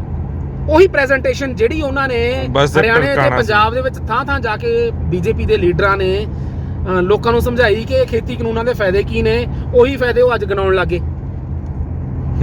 ਸਾਡੇ ਆਗੂਆਂ ਨੇ, ਕਿਸਾਨ ਆਗੂਆਂ ਨੇ ਕਿਹਾ ਕਿ ਸਾਨੂੰ ਫਾਇਦੇ ਨਾ ਗਿਣਾਓ, ਸਾਨੂੰ ਇਹ ਦੱਸੋ ਕਿ ਆਰਡੀਨੈਂਸ ਕਦੋਂ ਵਾਪਸ ਲੈ ਰਹੇ ਹੋ। ਉਸ ਗੱਲ ਦੇ ਉੱਤੇ ਉਹਨਾਂ ਨੇ ਇਹ ਕਿਹਾ ਕਿ ਆਰਡੀਨੈਂਸ ਵਾਪਸੀ ਵਾਲੀ ਗੱਲ ਤਾਂ ਸਹੀ ਨਹੀਂ ਹੈ, ਹੋ ਨਹੀਂ ਸਕਦੀ। ਜੋ ਮੈਨੂੰ ਸੁਣਨ ਨੂੰ ਮਿਲਿਆ ਉਹ ਕਹਿੰਦੇ ਸੁਧਾਰ ਦੇ ਵਾਸਤੇ ਇਹ ਹੋ ਸਕਦਾ ਰਿਵਿਊ ਕਮੇਟੀ ਕਾਇਮ ਕਰ ਦਿੰਦੇ ਆ, ਰਿਵਿਊ ਵਾਸਤੇ ਤੁਸੀਂ 5 ਮੈਂਬਰ ਦਿਓ, ਬਾਕੀ ਸਾਡੇ ਆਫੀਸ਼ੀਅਲ ਹੋਣਗੇ, ਖੇਤੀ ਮੰਤਰਾਲੇ ਦੇ ਹੋਣਗੇ, ਤੇ ਉਹ ਜਿਹੜਾ ਡਿਸੀਜਨ ਲੈਣਗੇ ਉਹਦੇ ਮੁਤਾਬਕ ਅੱਗੇ ਸਰਕਾਰ ਫੈਸਲਾ ਲੈ ਲੂਗੀ। ਮਤਲਬ ਅੱਜ ਦੀ ਮੀਟਿੰਗ ਇੱਥੇ ਬੇਸਿੱਟਾ ਹੋ ਕੇ ਨਿਕਲ ਕੇ ਖਤਮ ਹੋ ਗਈ ਜੀ। ਨਮੋਸ਼ੀ ਇਸ ਵੇਲੇ ਇਹ ਆ ਕਿ ਮੈਂ ਜਿਹੜੀਆਂ ਇੱਥੇ ਅਸੀਂ ਗੱਲਾਂ ਹੁਣ ਸੁਣ ਕੇ ਆ ਰਹੇ ਹਾਂ, ਜਿਹੜਾ ਮਾਹੌਲ ਦੇਖ ਕੇ ਆ ਰਹੇ ਹਾਂ, ਯੂਥ ਦਾ ਮਾਹੌਲ ਦੇਖ ਕੇ ਆ ਰਹੇ ਹਾਂ, ਜਿਨ੍ਹਾਂ ਲੋਕਾਂ ਨੂੰ ਸਟੇਜ ਤੋਂ ਬੋਲਣ ਨਹੀਂ ਦਿੱਤਾ ਜਾ ਰਿਹਾ, ਮੈਂ ਨਾਮ ਨਹੀਂ ਲੈਂਦਾ, ਯੂਥ ਉਹਨਾਂ ਦਾ ਫਾਲੋਅਰ ਆ, ਯੂਥ ਉਹਨਾਂ ਦੀਆਂ ਗੱਲਾਂ ਸੁਣ ਕੇ ਉਤਸ਼ਾਹਿਤ ਹੋ ਕੇ ਇੱਥੇ ਪਹੁੰਚਿਆ। ਬਿਲਕੁਲ। ਗਲਦੀਪ ਸਿੱਧੂ ਯੂਥ ਨਾਮ ਮੈਂ ਲੈ ਦਿੰਦਾ, ਗਲਦੀਪ ਸਿੱਧੂ ਦੀ ਅਤੇ ਲੱਖਾ ਸਿਧਾਣਾ ਵਰਗੇ ਨੌਜਵਾਨਾਂ ਦੀ ਹੋ ਰਹੀ ਹੈ, ਜਿਹੜੇ ਪੰਜਾਬ ਨੂੰ ਚੰਗੀ ਸੋਚ ਦੇ ਨਾਲ ਅਗਾਂਹ ਲੈ ਕੇ ਜਾਣਾ ਚਾਹੁੰਦੇ ਨੇ। ਹਾਂਜੀ, ਦੀਪ ਸਿੱਧੂ, ਲੱਖਾ ਸਿਧਾਣਾ, ਉਹਨਾਂ ਦੀ ਗੱਲ ਹੋ ਰਹੀ ਆ। ਤੇ ਨੌਜਵਾਨ ਅੱਜ ਨਮੋਸ਼ੀ ਵਿੱਚ ਨੇ, ਕਹਿੰਦੇ ਉਹਨਾਂ ਨੂੰ ਕਿਉਂ ਨਹੀਂ ਬੋਲਣ ਦਿੱਤਾ ਜਾ ਰਿਹਾ, ਪਹਿਲੀ ਗੱਲ। ਉਸ ਤੋਂ ਬਾਅਦ ਜਦੋਂ ਆਹ ਬੇਸਿੱਟਾ ਨਿਕਲਦੀ ਆ, ਕਿਉਂਕਿ ਸਟੇਜ ਦੀ ਕਾਰਵਾਈ ਪਤਾ ਲੱਗ ਰਹੀ ਆ, ਸਟੇਜ ਦੀਆਂ ਕਾਰਵਾਈਆਂ ਸੁਣ ਰਹੀਆਂ, ਸਾਰਿਆਂ ਨੂੰ ਸਮਝ ਰਹੇ ਨੇ, ਉਸ ਮੌਕੇ ਇਹ ਮਹਿਸੂਸ ਹੋ ਰਿਹਾ ਕਿ ਗੱਲਾਂ ਉਸ ਲੈਵਲ ਦੀਆਂ ਨਹੀਂ ਹੈਗੀਆਂ ਜਿਹੜੀਆਂ ਹੋਣੀਆਂ ਚਾਹੀਦੀਆਂ ਨੇ। ਉੱਥੇ ਵੀ ਯੂਥ ਉਹਨੂੰ ਉਤਸ਼ਾਹਿਤ ਹੋਣ ਦੀ ਬਜਾਏ ਡੀਮੋਰਲਾਈਜ਼ ਹੋ ਰਿਹਾ। ਉਹ ਡੀਮੋਰਲਾਈਜ਼ ਹੋਣ ਤੋਂ ਬਾਅਦ ਹੁਣ ਇਸ ਵੇਲੇ ਪੋਜੀਸ਼ਨ ਇਹ ਬਣੀ ਹੋਈ ਆ ਕਿ ਜੇ ਇਹ ਖੇਤੀ ਆਰਡੀਨੈਂਸ ਵਾਪਸ ਨਹੀਂ ਲਿੱਤੇ ਜਾਂਦੇ, ਜਿਹੜਾ ਟਾਰਗੇਟ ਅਸੀਂ ਲੈ ਕੇ ਆਏ ਹੋਏ ਆ, ਤਾਂ ਫਿਰ ਕੀ ਹੋਏਗਾ? ਇਹ ਜਿਹੜਾ ਦਿੱਲੀ ਨੂੰ ਘੇਰਾ ਪਾਇਆ ਹੋਇਆ ਕਿੰਨੇ ਦਿਨ ਹੋਰ ਚੱਲੇਗਾ? ਜੇ ਫਿਰ ਵੀ ਸਰਕਾਰ ਨਾ ਮੰਨੀ ਤੇ ਜਾਂ ਉਹਦੇ ਵਿੱਚ ਥੋੜੀ ਬਹੁਤ ਕੋਈ ਗੱਲ ਮੰਨ ਲਈ, ਉਸ ਮੌਕੇ ਇੰਨੇ ਉਤਸ਼ਾਹਿਤ ਇੰਨੇ ਜੋਸ਼ ਵਿੱਚ ਆਏ ਹੋਏ ਯੂਥ ਨੂੰ, ਜਿਹਨੂੰ ਅਸੀਂ ਕਿ ਜਿਹੜੇ ਸਿਰ ਧੜ ਦੀ ਬਾਜੀ ਲਾ ਕੇ ਬੈਰੀਕੇਡ ਤੋੜ ਕੇ ਦਿੱਲੀ ਤੱਕ ਪਹੁੰਚੇ ਨੇ, ਔਰ ਜਿਹੜੇ ਘਰੇ ਸੁਨੇਹੇ ਦੇ ਚੁੱਕੇ ਨੇ ਕਿ 3 ਬਿੱਲ ਅਸੀਂ ਖੇਤੀ ਵਾਲੇ ਵਾਪਸ ਕਰਵਾ ਕੇ ਫੇਰ ਹੀ ਘਰੇ ਵੜਾਂਗੇ। ਜੇ ਖੇਤੀ ਦੇ ਬਿੱਲ ਵਾਪਸ ਨਹੀਂ ਹੁੰਦੇ, ਉਹਨਾਂ ਨੌਜਵਾਨਾਂ ਦੀ ਮਨੋਦਸ਼ਾ ਕਿਹੋ ਜੀ ਹੋਏਗੀ? ਕੀ ਉਹ ਆਪਣੇ ਆਪ ਨੂੰ ਸੰਭਾਲ ਪਾਉਣਗੇ? ਪਹਿਲੀ ਗੱਲ, ਕੀ ਸਾਡੇ ਲੀਡਰਾਂ ਦੇ ਵਿੱਚ ਇੰਨੀ ਕਾਬਲੀਅਤ, ਇੰਨਾ ਤਜਰਬਾ ਹੈ, ਇੰਨੀ ਬੁੱਧੀਮਤਾ ਹੈ ਕਿ ਉਹ ਉਹਨਾਂ ਨੌਜਵਾਨਾਂ ਨੂੰ ਟਿਕਾ ਕੇ ਇਸ ਸੰਘਰਸ਼ ਵਿੱਚੋਂ ਨਿਕਲੇ ਹੋਏ ਸਾਰਥਕ ਸਿੱਟਿਆਂ ਦੇ ਬਾਰੇ ਵਿੱਚ ਜਾਗਰੂਕ ਕਰਕੇ ਉਹਨਾਂ ਨੂੰ ਅੱਗੇ ਤੋਂ ਇਹੋ ਜਿਹੇ ਸੰਘਰਸ਼ਾਂ ਵਿੱਚ ਸ਼ਾਮਲ ਕਰਨ ਦੇ ਲਈ ਫਿਰ ਉਤਸ਼ਾਹਿਤ ਰੱਖਣਗੇ? ਜਾਂ ਸਾਡੇ ਨੌਜਵਾਨ ਇੱਥੇ ਹੀ ਕੋਈ ਵੀ, ਚਾਹੇ ਏਜੰਸੀਆਂ ਵੱਲੋਂ, ਚਾਹੇ ਸਾਡੇ ਲੀਡਰਸ਼ਿਪ ਦੀ ਕਿਸੇ ਚਾਹੀ ਅਣਚਾਹੀ ਗਲਤੀ ਕਰਕੇ ਹਿੰਸਾ ਤੇ ਉਤਾਰੂ ਹੋ ਜਾਂਦੇ ਨੇ ਜੀ। ਉਸ ਮੌਕੇ ਜਿਹੜਾ ਸਾਡੀ ਨੌਜਵਾਨੀ ਦਾ ਘਾਣ ਹੋਣਾ, ਜਿਹੜਾ ਪੰਜਾਬੀਆਂ ਦਾ ਘਾਣ ਹੋਣਾ, ਜਿਹੜਾ ਸਿੱਖ ਕੌਮ ਦਾ ਘਾਣ ਹੋਣਾ, ਉਹਦੇ ਲਈ ਜ਼ਿੰਮੇਦਾਰ ਕੌਣ ਹੋਏਗਾ? ਬਿਲਕੁਲ ਉਹਦੀ ਪਲੈਨਿੰਗ ਅਸੀਂ ਕੀ ਕੀਤੀ ਆ? ਅਸੀਂ ਮੈਂਟਲੀ ਕਿਵੇਂ ਪ੍ਰਿਪੇਅਰ ਕੀਤਾ? ਅਸੀਂ ਮੈਂਟਲੀ ਇਹਦਾ ਪ੍ਰਿਪੇਅਰ ਕਰਤਾ ਕਿ ਚੱਲੇ ਆ, ਕਿਉਂਕਿ ਦੋ ਹੀ ਗੱਲਾਂ ਹੁੰਦੀਆਂ ਨੇ ਜਦੋਂ ਇਹੋ ਜਿਹੇ ਮੋਰਚੇ ਲਾਏ ਜਾਂਦੇ ਨੇ। ਜੋਸ਼ ਦੇਣ ਦੇ ਲਈ ਹਮੇਸ਼ਾ ਇਦਾਂ ਹੀ ਹੁੰਦਾ, ਸਿਰ ਧੜ ਦੀ ਬਾਜੀ ਲੱਗੀ ਆ ਜੀ, ਅਸੀਂ ਜਿੱਤ ਕੇ ਆਵਾਂਗੇ। ਪਰ ਜਿਹੜਾ ਸਿਆਣਾ ਲੀਡਰ ਹੁੰਦਾ ਨਾ, ਉਹਦੇ 1% ਉਹਦੇ ਮਨ ਵਿੱਚ ਇਹ ਵੀ ਹੁੰਦਾ, ਬਾਈ ਚਾਂਸ ਜੇ ਉਹ ਨਾ ਹੋ ਪਾਈ ਜਿੱਤ ਹਾਸਲ, ਤਾਂ ਆਪਣੀਆਂ ਫੌਜਾਂ ਨੂੰ, ਆਪਣੇ ਕੈਡਰ ਨੂੰ ਅਸੀਂ ਕਿਵੇਂ ਜਿਵੇਂ ਕਹਿ ਲਓ ਵੀ ਚੈਨਲਾਈਜ਼ ਕਰਾਂਗੇ, ਉਹਨਾਂ ਨੂੰ ਨਮੋਸ਼ੀ ਦੀ ਹਾਲਤ ਵਿੱਚ ਜਾਣ ਤੋਂ ਬਚਾਉਣ ਦੇ ਲਈ ਸਾਡਾ ਪਲਾਨ ਕੀ ਹੋਏਗਾ? ਅੱਜ ਮੈਨੂੰ ਇਹ ਮਹਿਸੂਸ ਹੋਇਆ ਕਿ ਉਹ ਲੀਡਰਸ਼ਿਪ ਕੋਲੇ ਉਹੋ ਜਿਹਾ ਕੋਈ ਪਲਾਨ ਨਹੀਂ। ਸਾਡੀ ਲੀਡਰਸ਼ਿਪ ਕੋਲ ਕੋਈ ਪਲਾਨ ਬੀ ਹੈ ਹੀ ਨਹੀਂ। ਤੇ ਉਹਦੇ ਵੀ ਆ ਕੇ ਬੈਠੇ ਨੇ, ਬਲਾਈਂਡ ਆ ਕੇ ਬੈਠੇ ਨੇ। ਇੰਨੀ ਘੱਟ ਅੰਦੇਸ਼ੀ ਲੈ ਕੇ, ਕੋਈ ਵੀ ਦੂਰ ਅੰਦੇਸ਼ੀ ਦੀ ਗੱਲ ਤੁਹਾਡੇ ਕੋਲੇ ਨਹੀਂ ਹੈਗੀ, ਤਾਂ ਮੈਂ ਮੰਨਦਾ ਕਿ ਇਹ ਬਹੁਤ ਵੱਡੀ ਨਲਾਇਕੀ ਹੋਏਗੀ। ਜੇ ਤੁਹਾਡੇ ਕੋਲ ਉਹ ਪਲਾਨ ਵੀ ਹੈ ਹੀ ਨਹੀਂ। ਕਸੂਰ ਨੌਜਵਾਨਾਂ ਦਾ ਨਹੀਂ ਹੈਗਾ, ਨੌਜਵਾਨਾਂ ਨੇ ਆਪਦਾ ਜ਼ੋਰ ਤੇ ਜੋਸ਼, ਆਪਦੇ ਵਿੱਚ ਸਿੱਖੀ ਦਾ, ਪੰਜਾਬੀਅਤ ਦਾ ਕਣ ਜਿਹੜਾ ਸੀ ਉਹ ਦਿਖਾ ਦਿੱਤਾ ਹੋਇਆ। ਹੁਣ ਤੁਸੀਂ ਉਹਨੂੰ ਕਿਹੜਾ ਵੇਗ ਦੇਣਾ?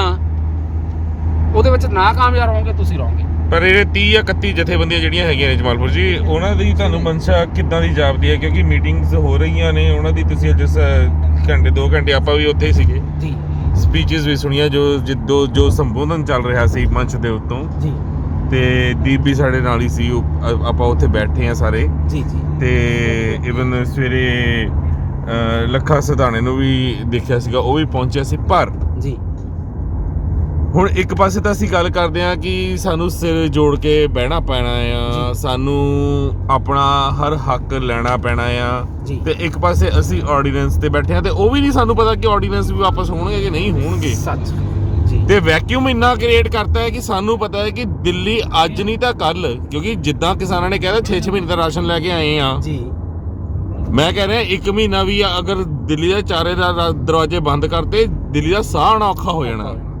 ਸਪਲਾਈ ਲਾਈਨ ਕੱਟੀ ਜਾਣੀ ਹੈ ਜੀ, ਸਪਲਾਈ ਲਾਈਨ ਕੱਟੀ ਜਾਣੀ ਉਹਨਾਂ ਦੀ।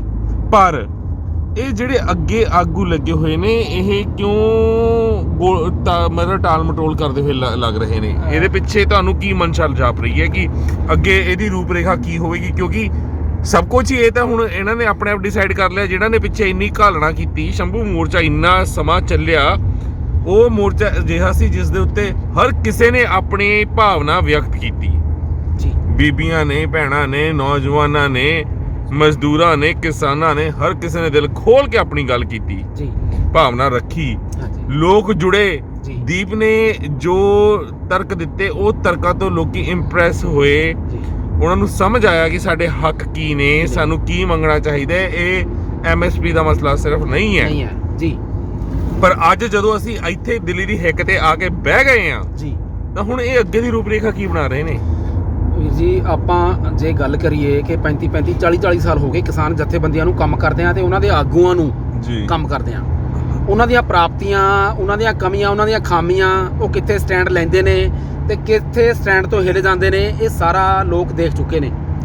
ਕਿਸਾਨੀ ਦੇ ਵਿੱਚ ਜਦੋਂ ਆਪਾਂ ਕਿਸਾਨ ਆਗੂ ਜਾਂ ਕਿਸਾਨ ਜਥੇਬੰਦੀ ਦੀ ਗੱਲ ਕਰਦੇ ਆ ਤਾਂ ਅੱਜ ਤੋਂ 35 40 ਸਾਲ ਪੁਰਾਣਾ ਜਿਹੜਾ ਸਮਾਂ ਸੀ ਜਾਂ 20 ਸਾਲ ਪਹਿਲਾਂ ਦੀ ਵੀ ਗੱਲ ਕਰ ਲਈਏ ਤੇ ਜਿਹੜਾ ਅੱਜ ਦਾ ਮਾਹੌਲ ਆ, ਅੱਜ ਦਾ ਮਾਹੌਲ ਜਿਹੜਾ ਇਹ ਆ ਕਿ ਕਿਸਾਨਾਂ ਦੇ ਵੀ ਜਿਹੜੀ ਔਲਾਦ ਆ ਉਹ ਬਹੁਤ ਪੜ੍ਹੀ ਲਿਖੀ, ਬਹੁਤ ਅਗਾਂਹ ਵਧੂ ਆ।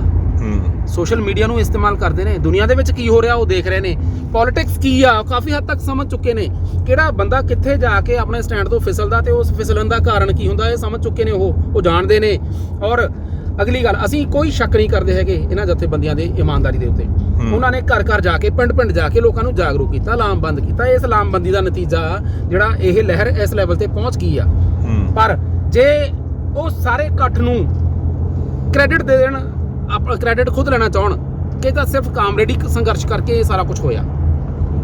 ਵੀਰ ਜੀ, ਜੇ ਸਿਰਫ ਕਾਮਰੇਡੀ ਸੰਘਰਸ਼ ਕਰਕੇ ਸਾਰਾ ਕੁਝ ਹੋਣਾ ਹੁੰਦਾ ਤਾਂ ਪੰਜਾਬ ਦੀ ਇਲਾਵਾ ਵੈਸਟ ਬੰਗਾਲ ਹੋ ਗਿਆ, ਉਸ ਤੋਂ ਇਲਾਵਾ ਈਸਟਰਨ ਸਟੇਟਸ ਹੈਗੀਆਂ ਨੇ, ਸਾਊਦਰਨ ਸਟੇਟਸ ਹੈਗੀਆਂ ਨੇ ਜਿੱਥੇ ਕਮਿਊਨਿਸਟ ਵਿਚਾਰਧਾਰਾ ਵਾਲੇ ਲੋਕੀ ਜ਼ਿਆਦਾ ਵਰਕ ਕਰ ਰਹੇ ਨੇ। ਠੀਕ ਹੈ ਜੀ, ਬਿਲਕੁਲ। ਤਾਂ ਫਿਰ ਇਸ ਲੈਵਲ ਦੀ ਕਾਮਯਾਬੀ ਪੰਜਾਬ ਵਿੱਚ ਹੋਣ ਦੀ ਬਜਾਏ ਉੱਥੇ ਕਾਫੀ ਹੋ ਚੁੱਕੀ ਹੁੰਦੀ। ਬਿਲਕੁਲ, ਇਸ ਗੱਲ ਨੂੰ ਸਮਝ ਲੈਣਾ ਚਾਹੀਦਾ। ਪੰਜਾਬ ਦੀ ਪਾਪੂਲੇਸ਼ਨ ਉਸ ਅਕੋਰਡਿੰਗਲੀ, ਉਸ ਹਿਸਾਬ ਨਾਲ ਬਹੁਤ ਘੱਟ ਆ ਔਰ ਕਾਮਰੇਡਾਂ ਦੀ ਸੋਚ ਦੇ ਮੁਤਾਬਕ ਜਿਹੜੀ ਇਹਨਾਂ ਨੂੰ ਸਕਸੈਸ ਚਾਹੀਦੀ ਹੁੰਦੀ ਹੈ, ਜਿਹੋ ਜਿਹਾ ਮਾਹੌਲ ਇਹਨਾਂ ਨੂੰ ਚਾਹੀਦਾ ਹੁੰਦਾ, ਜਿਹੋ ਜਿਹੇ ਮੁੱਦੇ ਇਹਨਾਂ ਨੂੰ ਚਾਹੀਦੇ ਹੁੰਦੇ ਆ, ਉਹ ਮੁੱਦੇ ਪੰਜਾਬ ਦੀ ਬਜਾਏ ਉਹਨਾਂ ਸਟੇਟਾਂ ਵਿੱਚ ਕਿਤੇ ਵੱਧ ਨੇ।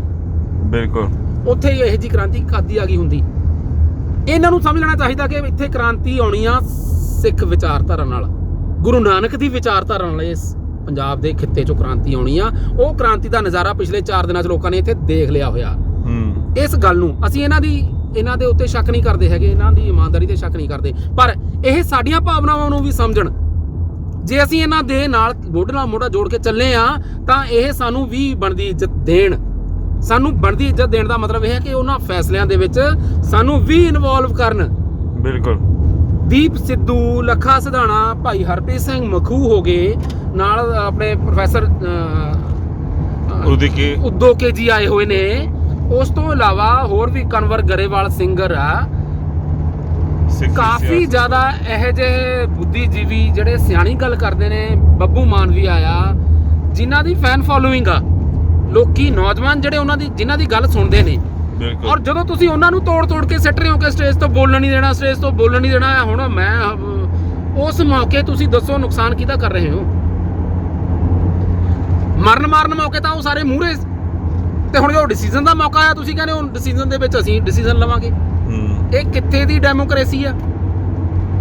ਇਸ ਕਰਕੇ ਇਸ ਵੇਲੇ ਅੱਛਾ, ਅਗਲੀ ਗੱਲ ਇਹ ਆ ਕਿ ਪੰਜਾਬ ਦੇ ਵਿੱਚ ਮੈਂ ਜਿਵੇਂ ਪਹਿਲਾਂ ਕਿਹਾ ਕਿ ਸਾਡਾ ਘਾਣ ਕੀਤਾ ਗਿਆ ਹਰੇਕ ਪਾਸਿਓਂ ਪੰਜਾਬ ਦਾ।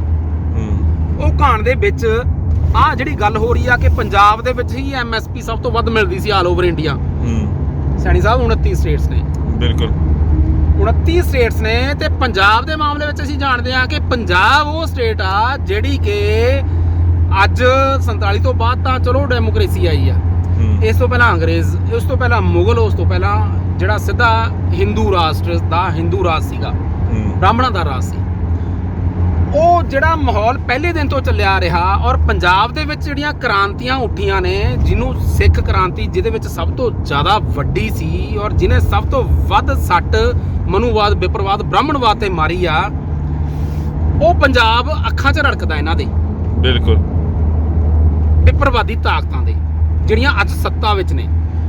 ਔਰ ਪਿਛਲੇ 50 ਸਾਲ ਤੋਂ ਆਪਾਂ 40 ਸਾਲ ਤੋਂ 30-40 ਸਾਲ ਤੋਂ ਜਦੋਂ ਦੀ APMC ਚੱਲ ਰਹੀ ਆ, MSP ਪੰਜਾਬ ਵਿੱਚ ਹੀ ਝੋਨੇ ਤੇ ਕਣਕ ਦੇ ਉੱਤੇ ਮੈਕਸਿਮਮ ਮਿਲ ਰਹੀ ਆ। ਕਹਿੰਦੇ ਆਲ ਓਵਰ ਸਟੇਟਾਂ ਵਿੱਚੋਂ ਕੀ ਗੱਲ ਪੰਜਾਬ ਜ਼ਿਆਦਾ ਸਾਊ ਪੋਤਾ ਸੈਂਟਰ ਦਾ? ਮਨੂਵਾਦੀ ਤਾਕਤਾਂ ਜਿਹੜੀਆਂ ਚਾਹੁੰਦੀਆਂ ਨੇ ਕਿ ਪੰਜਾਬ ਬਰਬਾਦ ਹੋ ਜਾਵੇ, ਉਹ ਤੁਹਾਨੂੰ ਵੱਧ ਤੋਂ ਵੱਧ ਕੀਮਤ ਕਿਉਂ ਦੇਣਗੇ ਆਪਦੀ ਉਪਜ ਦੀ? ਕੋਈ ਔਖੀ ਮੈਥਮੈਟਿਕਸ ਨਹੀਂ ਹੈਗੀ। ਉਹਨਾਂ ਨੇ ਕੀ ਕੀਤਾ, ਸਾਨੂੰ ਕਿਹਾ ਹਰੀ ਕ੍ਰਾਂਤੀ, ਠੀਕ ਹੈ ਜੀ, ਤੁਹਾਨੂੰ ਆਹ ਦਿੱਤੀਆਂ ਰਸਾਇਣਿਕ ਖਾਦਾਂ, ਇਹ ਪਾਓ, ਤੁਹਾਡੀ ਫਸਲ ਵੱਧ ਹੋਊਗੀ। ਤੁਸੀਂ ਦੇਸ਼ ਦੇ ਅੰਨਦਾਤਾ, ਤੁਸੀਂ ਪੰਜਾਬ ਦਾ ਕਿਸਾਨ, ਦੇਸ਼ ਦਾ ਅੰਨਦਾਤਾ, ਪੂਰੇ ਦੇਸ਼ ਦਾ ਢਿੱਡ ਤੁਸੀਂ ਭਰਨਾ, ਪੰਪ ਦੇ ਕੇ ਉਹਨਾਂ ਨੇ ਲਾਲਚ ਦੇ ਕੇ ਵੱਧ ਖਾਦਾਂ ਪਵਾ ਕੇ ਸਾਡੀ ਮਿੱਟੀ ਜ਼ਹਿਰੀਲੀ ਕਰ ਦਿੱਤੀ 40 ਸਾਲਾਂ 'ਚ। ਅੱਜ ਤੁਸੀਂ ਪੰਜਾਬ ਦੇ ਵਿੱਚ ਹੈਪੇਟਾਈਟਸ ਸੀ, ਬੀ, ਕੈਂਸਰ, ਟੀਬੀ, ਮਲੇਰੀਆ, ਦਮਾ, ਕਿਹੜੀ ਬਿਮਾਰੀ ਹੈ ਜਿਹੜੀ ਅੱਜ ਕੱਲ ਪੰਜਾਬ ਦੇ ਪਿੰਡ ਘਰ ਦੇ ਵਿੱਚ ਨਹੀਂ ਪਹੁੰਚੀ ਹੋਈ? ਬਿਲਕੁਲ। ਉਹਦੇ ਪਿੱਛੇ ਕਾਰਨ ਕੀ ਆ? ਉਹਦੇ ਪਿੱਛੇ ਕਾਰਨ ਸੈਣੀ ਸਾਹਿਬ ਇਹੀ ਐਮਐਸਪੀ ਆ, ਜਿਹੜੀ ਸਾਨੂੰ ਦੇ ਕੇ ਉਹਨਾਂ ਨੇ ਸਾਨੂੰ ਲਾਲਚ ਦਿੱਤਾ ਤੇ ਅਸੀਂ ਲਾਲਚ ਵਿੱਚ ਆ ਕੇ ਆਪਣੀਆਂ ਜ਼ਮੀਨਾਂ ਨੂੰ ਜ਼ਹਿਰੀਲਾ ਬਣਾ ਲਿਆ। ਅਸੀਂ ਝੋਨਾ ਜਿਹੜਾ ਸਾਡੀ ਫਸਲ ਇਹ ਨਹੀਂ, ਚਿਰਾ ਪੂੰਜੀ ਦੀ ਫਸਲ ਆ, ਜਿੱਥੇ ਵੱਧ ਪਾਣੀ ਵੱਧ ਮੀਂਹ ਪੈਂਦਾ, ਸਿੱਲੀ ਮਿੱਟੀ ਆ, ਉਹ ਫਸਲ ਦੇ ਕੇ ਸਾਡਾ ਪਾਣੀ ਜਿਹੜਾ ਮੁੱਕਣਾ ਹੀ ਨਹੀਂ ਸੀ ਕਦੇ, ਬਿਲਕੁਲ ਉਹ ਪਾਣੀ 35-40 ਸਾਲਾਂ 'ਚ ਸਾਡਾ ਮੁਕਾਤਾ। ਇਹ ਐਮਐਸਪੀ ਦੇ ਕੇ ਉਹਨਾਂ ਨੇ ਕੁੰਡੀ ਪਾਈ ਆ, ਐਮਐਸਪੀ ਦੇ ਕੇ ਪੰਜਾਬ ਨੂੰ ਕੁੰਡੀ ਦਿੱਤੀ ਆ, ਔਰ ਪੰਜਾਬ ਦੀ ਨਾਂ ਦੀ ਮੱਛੀ ਉਹਦੇ ਵਿੱਚ ਫਸੀ ਆ। ਅੱਜ ਅਸੀਂ ਇੱਥੇ ਬੈਠੇ ਆ ਔਰ ਮੰਗ ਕੀ ਲੈ ਕੇ ਆਏ ਆ? ਸਿਰਫ 3 ਕਾਨੂੰਨ। ਆਹ ਸੈਣੀ ਸਾਹਿਬ ਇੱਕ ਬੇਨਤੀ ਸੁਣੋ ਮੇਰੀ, ਅੱਜ ਤੋਂ ਪਿੱਛੇ ਚਲੇ ਜਾਈਏ ਆਪਾਂ, ਪੁੱਠਾ ਕਿਹੜਾ ਦਿੰਨੇ 8 ਮਹੀਨੇ ਪਹਿਲਾਂ ਜਦੋਂ ਇਹ 3 ਕਾਨੂੰਨ ਨਹੀਂ ਸੀ ਆਇਆ ਜੀ, ਕੀ ਕਿਸਾਨ ਖੁਦਕੁਸ਼ੀ ਨਹੀਂ ਸੀ ਕਰ ਰਿਹਾ? ਕੀ ਪੰਜਾਬ ਦਾ ਪਾਣੀ ਦਾ ਲੈਵਲ ਬਿਲਕੁਲ ਸਹੀ ਸੀ? ਕੀ ਪੰਜਾਬ ਦੀ ਮਿੱਟੀ ਜ਼ਹਿਰੀਲੀ ਨਹੀਂ ਸੀ? ਹਵਾ ਖਰਾਬ ਨਹੀਂ ਸੀ? ਬਿਮਾਰੀਆਂ ਘਰ ਨਹੀਂ ਫੈਲੀਆਂ ਹੋਈਆਂ ਸੀ? ਬੀਪੀ, ਸ਼ੂਗਰ, ਕਿਹੜੀ ਬਿਮਾਰੀ, ਦਿਲ ਦੀਆਂ ਬਿਮਾਰੀਆਂ, ਕਿਹੜੀ ਬਿਮਾਰੀ ਨਹੀਂ ਹੈਗੀ ਇਸ ਵੇਲੇ ਸਾਨੂੰ?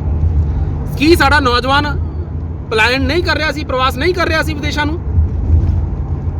ਕਿਹੜੀ ਡਿਮਾਂਡ ਲੈ ਕੇ ਚੱਲੇ ਆ? ਡਿਮਾਂਡਾਂ ਸਾਡੀਆਂ ਹੋਣੀਆਂ ਕੀ ਚਾਹੀਦੀਆਂ ਸੀਗੀਆਂ? ਕੀ ਮੰਗ ਹੋਣੀ ਚਾਹੀਦੀ ਸੀ? ਸਾਡੀ ਆਪਦੀ ਹੋਂਦ ਦੀ ਲੜਾਈ ਆ। ਬਿਲਕੁਲ। ਹੋਂਦ ਦੀ ਲੜਾਈ ਨੂੰ ਅਸੀਂ ਇੱਕ ਸਿਰਫ 3 ਐਕਟਾਂ ਦੀ ਲੜਾਈ ਬਣਾ ਕੇ ਤੇ ਡਿਸੀਜਨ ਲਈ ਇੱਥੇ 30 ਜਥੇਬੰਦੀਆਂ ਦਾ ਨਾਮ ਦੇ ਕੇ ਭਵਿੱਖ ਅਸੀਂ ਪੰਜਾਬ ਦਾ ਸਿਰਜਣ ਜਾ ਰਹੇ ਹਾਂ। ਕੀ ਦੂਰਅੰਦੇਸ਼ੀ ਆ ਸਾਡੀ? ਚਲੋ, ਤੁਸੀਂ ਕੀ ਸੁਨੇਹਾ ਜਿਹੜਾ ਜਥੇਬੰਦੀਆਂ ਨੂੰ ਦੇਣਾ ਚਾਹੋਗੇ ਜਿਹਨਾਂ ਦੇ ਆਗੂ ਮੋਢੀ ਬਣੇ ਆ, ਸਾਂਭ ਰਹੇ ਆ? ਜੇ ਸ਼ਾਇਦ ਕਿਸੇ ਦੇ ਜ਼ਮੀਰ ਅਗਰ ਜਾਗਦੇ ਹੋਣ ਜਾਂ ਵਾਕਈ ਦਰਦ ਰੱਖਦੇ ਹੋਣ ਪੰਜਾਬ ਦੀ ਨੌਜਵਾਨੀ ਦਾ, ਇਹ ਘਾਣ ਨਾ ਹੋਵੇ, ਸ਼ਾਇਦ ਕਿਸੇ ਦੀ ਰੂਹ ਤੱਕ ਇਹ ਆਵਾਜ਼ ਪਹੁੰਚ ਜਾਵੇ। ਕੀ ਸੋਚਦੇ ਹੋ? ਤੁਹਾਡੀ ਕੀ ਸੋਚ ਹੈ? ਮੈਂ ਤਾਂ ਇਹੀ ਬੇਨਤੀ ਕਰਨੀ ਚਾਹੁੰਦਾ ਜੀ, ਦੂਰਅੰਦੇਸ਼ੀ ਜਿਹੜੀ ਮੈਂ ਕਹਿਣਾ ਕਿ ਇਹਨਾਂ ਕੋਲੇ ਪਲਾਨ B ਜ਼ਰੂਰ ਹੋਣਾ ਚਾਹੀਦਾ ਸੀਗਾ। ਉਹ ਪਲਾਨ B ਨਹੀਂ ਵੀ ਹੈਗਾ ਤਾਂ ਅੱਜ ਵੀ ਜਿਹੜਾ ਜੋਸ਼ ਵਿੱਚ ਨੌਜਵਾਨ ਆ ਜਿਹੜਾ ਉੱਥੇ ਬੈਠਾ, ਉਹਦੇ ਨਾਲ ਇਹ ਗੱਲ ਕਰਨੀ ਸ਼ੁਰੂ, ਕਿਉਂਕਿ ਕੱਲ ਗੱਲ ਹੋਈ ਆ ਕਿ ਅਸੀਂ ਇੱਕ ਕਿਸੇ ਲੀਡਰ ਨੇ ਕਹਿਤਾ, ਕਿਸਾਨ ਜਥੇਬੰਦੀ ਦੇ ਨੇ, ਕਿ ਅਸੀਂ ਦੀਪ ਸਿੱਧੂ ਨੂੰ ਬੋਲਣ ਨਹੀਂ ਦੇਣਾ ਸਟੇਜ ਤੇ।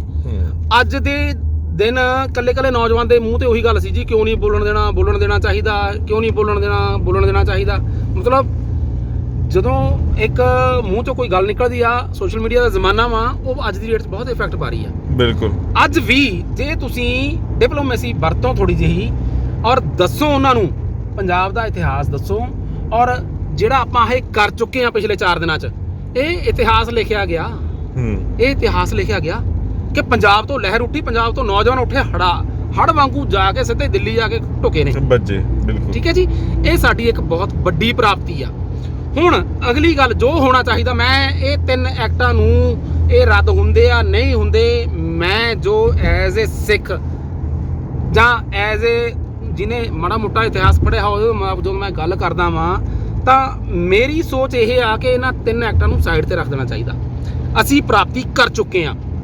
ਨੌਜਵਾਨਾਂ ਨੂੰ, ਪੰਜਾਬੀਆਂ ਨੂੰ, ਸਿੱਖਾਂ ਨੂੰ ਮੈਂ ਇੱਕ ਇਹ ਬਹੁਤ ਵਧਾਈ ਦਿੰਦਾ, ਔਰ ਮੈਂ ਖੁਸ਼ਕਿਸਮਤ ਸਮਝਦਾ ਆਪਣੇ ਆਪ ਨੂੰ ਕਿ ਮੈਂ ਅੱਜ 45 ਸਾਲ ਦਾ ਵਾਂ, 75 ਦਾ ਜੰਮਿਆ, ਮਰਨ ਦਾ ਟਾਈਮ ਮੈਨੂੰ ਪਤਾ ਨਹੀਂ, ਪਰ ਜਿਹੜੀਆਂ ਸਾਡੇ ਪੁਰਖਿਆਂ ਦੀਆਂ ਪ੍ਰਾਪਤੀਆਂ ਅਸੀਂ ਸੁਣੀਆਂ ਸੀ ਇਤਿਹਾਸ ਦੇ ਵਿੱਚ, ਸਾਖੀਆਂ 'ਚ ਪੜ੍ਹੀਆਂ ਸੀ, ਢਾਡੀਆਂ ਦੇ ਮੂੰਹੋਂ 12 ਰਾਹੀਂ ਸੁਣੀਆਂ ਸੀ, ਸਾਡੇ ਇਤਿਹਾਸਕਾਰਾਂ ਨੇ ਸਾਨੂੰ ਦੱਸੀਆਂ ਸੀ, ਸਾਡੇ ਪਿਓ ਦਾਦਿਆਂ ਨੇ ਸਾਨੂੰ ਦੱਸੀਆਂ ਸੀਗੀਆਂ, ਉਹਦੇ ਵਰਗੀ ਇੱਕ ਕ੍ਰਾਂਤੀ ਮੈਂ ਆਪਦੇ ਜੀਵਨ 'ਚ ਦੇਖ ਲਈ ਹੈ। ਇਹ ਮੇਰੇ ਪਿਓ ਨੇ ਨਹੀਂ ਦੇਖੀ, ਮੇਰੇ ਦਾਦੇ ਨੇ ਨਹੀਂ ਦੇਖੀ, ਮੇਰੇ ਪੜਦਾਦੇ ਨੇ ਨਹੀਂ ਦੇਖੀ, ਇਹ ਮੈਂ ਦੇਖ ਲਈ ਆ। ਮੈਂ ਖੁਸ਼ਕਿਸਮਤ ਮੰਨਦਾ ਆਪਣੇ ਆਪ ਨੂੰ, ਔਰ ਮੈਂ ਵਧਾਈ ਦਿੰਦਾ ਉਹਦੇ ਲਈ ਪੰਜਾਬ ਦੀ ਨੌਜਵਾਨੀ ਨੂੰ।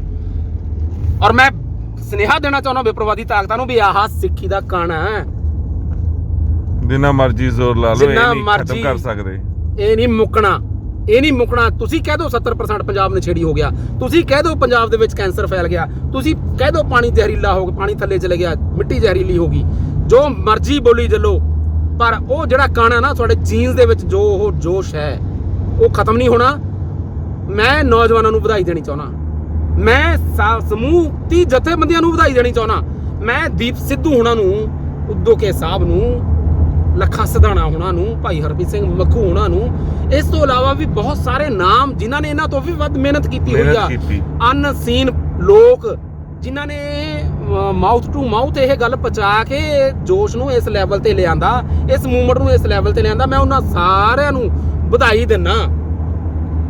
ਔਰ ਇਸ ਤੋਂ ਉਦਾਹਰਨ ਨੂੰ ਮੂਹਰੇ ਰੱਖ ਕੇ, ਐਗਜ਼ਾਮਪਲ ਨੂੰ ਮੂਹਰੇ ਰੱਖ ਕੇ ਤੋਂ ਸੇਧ ਲੈਂਦੇ ਹੋਏ ਕਿ ਸਿੱਖੀ ਦਾ ਕਣ ਸਾਡੇ 'ਚ ਬਾਕੀ ਆ, ਉਸ ਕਣ ਨੂੰ ਲੈ ਕੇ ਹੁਣ ਜਦੋਂ ਪੰਜਾਬ ਜਾਵਾਂਗੇ ਆਪਦੇ ਬੱਚੇ ਨੂੰ ਸਮਝਾਓ ਇਹ ਗੱਲ ਵੀ ਐਦਾਂ ਵੀ ਦਿੱਲੀ ਜਿੱਤੀ ਜਾ ਸਕਦੀ ਆ। ਬਿਲਕੁਲ ਉਹ ਜੋਸ਼ ਦੁਆਰਾ ਪੈਦਾ ਕਰੋ, ਉਹਨਾਂ ਨੂੰ ਸਮਝਾਓ ਕਿ ਅਸੀਂ ਬਾਬਾ ਬਘੇਲ ਸਿੰਘ ਉਹਨਾਂ ਦੀਆਂ ਜਿਹੜੀਆਂ ਕਹਾਣੀਆਂ ਪੜ੍ਹਦੇ ਹੁੰਦੇ ਸੀ, ਦੱਸਦੇ ਹੁੰਦੇ ਸੀ ਤੁਹਾਨੂੰ ਜੀ, ਉਹ ਵੀ ਉਦੋਂ ਵੀ ਐਦਾਂ ਹੀ ਹੋਇਆ ਹੋਣਾ, ਉਦੋਂ ਵੀ ਏਦਾਂ ਹੀ ਹੋਇਆ ਹੋਣਾ।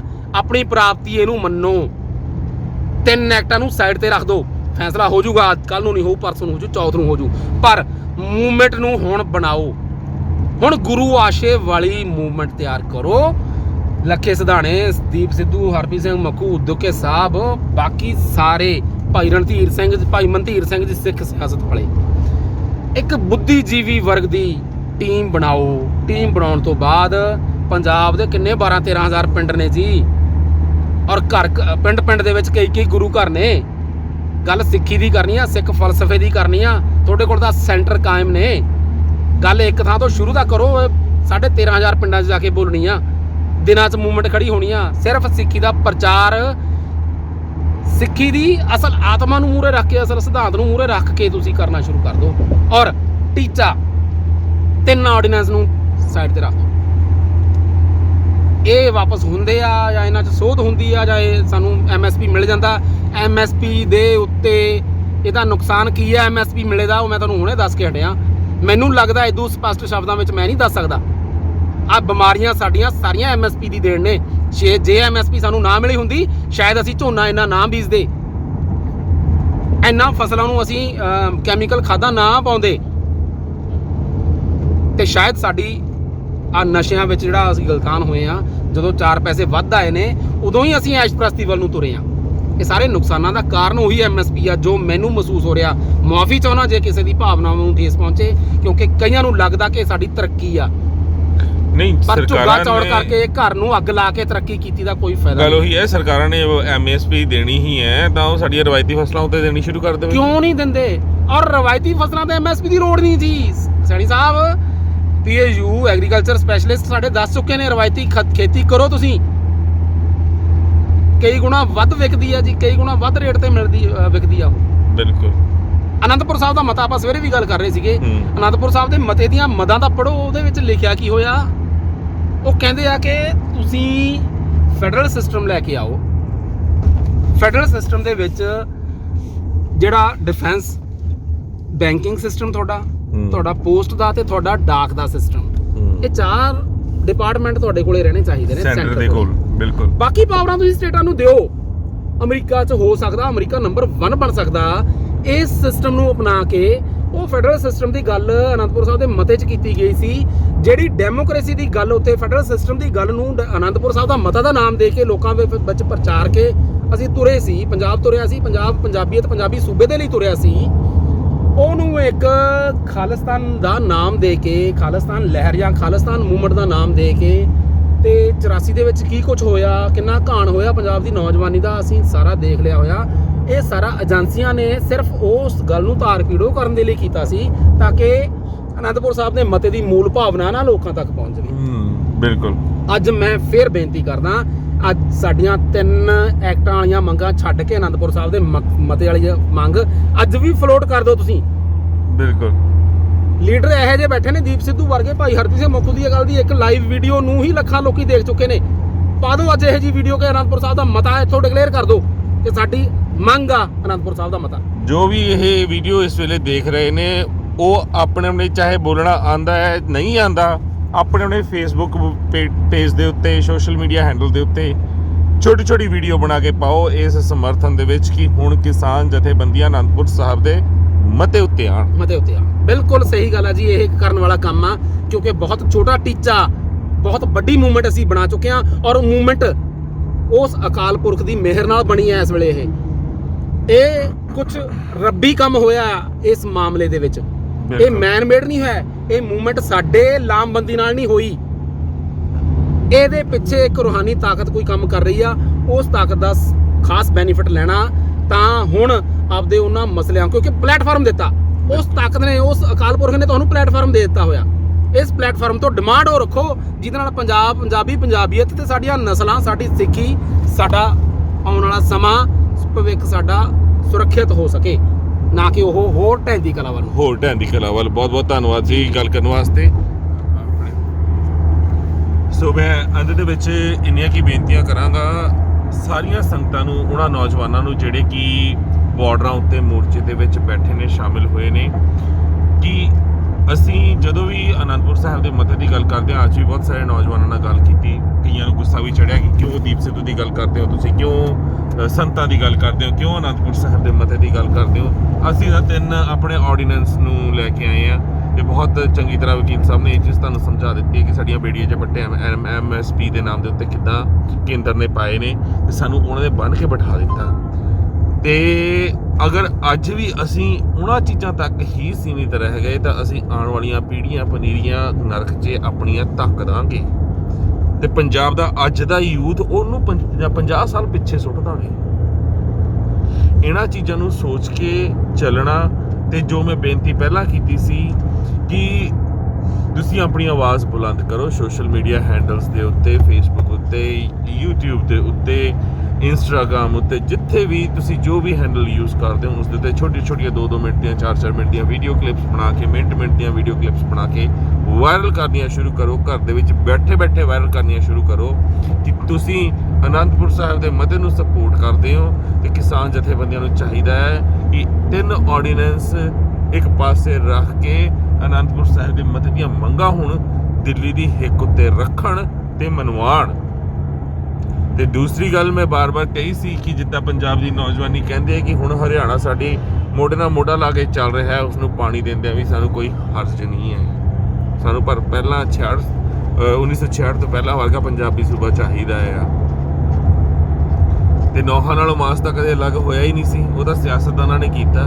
ਕੋਈ ਗੱਲ ਨਹੀਂ, ਉਸ ਦੇ ਬਾਬਤ ਵੀ ਆਵਾਜ਼ ਉਠਾਓ ਕਿਉਂਕਿ ਫਿਰ ਸਾਰੇ ਸਿਆਪੇ ਮੁੱਕ ਜਾਣੇ। ਅਸੀਂ ਕਿਉਂ ਇੰਨੀ ਮਹਿੰਗੀ ਬਿਜਲੀ ਵਰਤਾਂਗੇ? ਪੰਜਾਬ, ਹਰਿਆਣਾ, ਹਿਮਾਚਲ ਚਲੋ ਹਿਮਾਚਲ ਨਹੀਂ ਵੀ ਆਉਂਦਾ, ਜੇ ਪੰਜਾਬ ਦੇ ਹਰਿਆਣਾ ਵੀ ਇੱਕ ਹੋ ਗਿਆ ਤਾਂ ਪਾਣੀਆਂ ਦੇ ਮਸਲੇ, ਹੋਰ 20 ਮਸਲੇ ਹੱਲ ਹੋ ਜਾਣੇ ਆ। ਹੌਲੀ ਹੌਲੀ ਇਹ ਸੂਬਾ ਐਵੇਂ ਹੀ ਵਧੂਗਾ।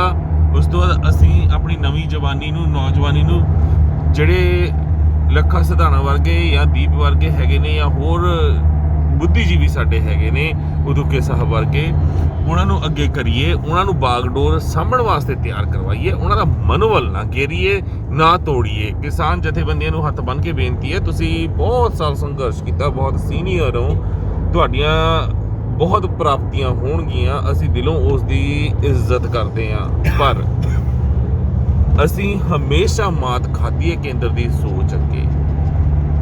ਅੱਜ ਵੀ 70 ਗਏ, 35 ਨੂੰ ਬਾਹਰ ਵੇਟਿੰਗ ਰੂਮ 'ਚ ਬਿਠਾਤਾ, 25 ਅੰਦਰ ਗਏ, 25 ਨੂੰ ਜਾ ਕੇ ਇੱਕੋ ਹੀ ਗੱਲ ਕਹੀ ਹੈ ਵੀ 5 ਬੰਦੇ ਚੁਣ ਕੇ ਆਪਣੇ ਲੱਭ ਕੇ ਭੇਜ ਦਿਓ ਤੇ ਅੱਗੇ ਅਸੀਂ ਫੇਰ ਸੋਚਾਂਗੇ। ਕਿੰਨੀ ਕੀ ਵਾਰ ਯਾਰ ਬੇਇੱਜ਼ਤੀ ਬਰਦਾਸ਼ਤ ਕਰੋਗੇ? ਕਿੰਨੀ ਵਾਰ ਮੀਟਿੰਗ ਵਾਸਤੇ ਬੁਲਾਇਆ, ਕਿੰਨੀ ਵਾਰ ਤੁਸੀਂ ਮੂੰਹ ਦੀ ਖਾ ਕੇ ਆਏ ਹੋ? ਬੁਰਾ ਸਾਨੂੰ ਲੱਗਦਾ ਕਿਉਂਕਿ ਤੁਸੀਂ ਵੀ ਸਾਡੇ ਹੀ ਬਾਪੂ, ਸਾਡੇ ਭਰਾ ਹੋ, ਵੱਡੇ ਹੋ, ਛੋਟੇ। ਦਿਲ ਦੁਖਦਾ ਹੈ। ਇਹਨਾਂ ਚੀਜ਼ਾਂ ਨੂੰ ਸਮਝੋ। ਪੰਜਾਬ ਦੇ ਹੱਕ ਵਿੱਚ ਆਵਾਜ਼ ਅਗਰ ਚੱਕੀ ਹੈ, ਇੰਨੀ ਵੱਡੀ ਮੂਵਮੈਂਟ ਮੁੜ ਕੇ ਕਦੀ ਨਹੀਂ ਖੜੀ ਹੋਣੀ।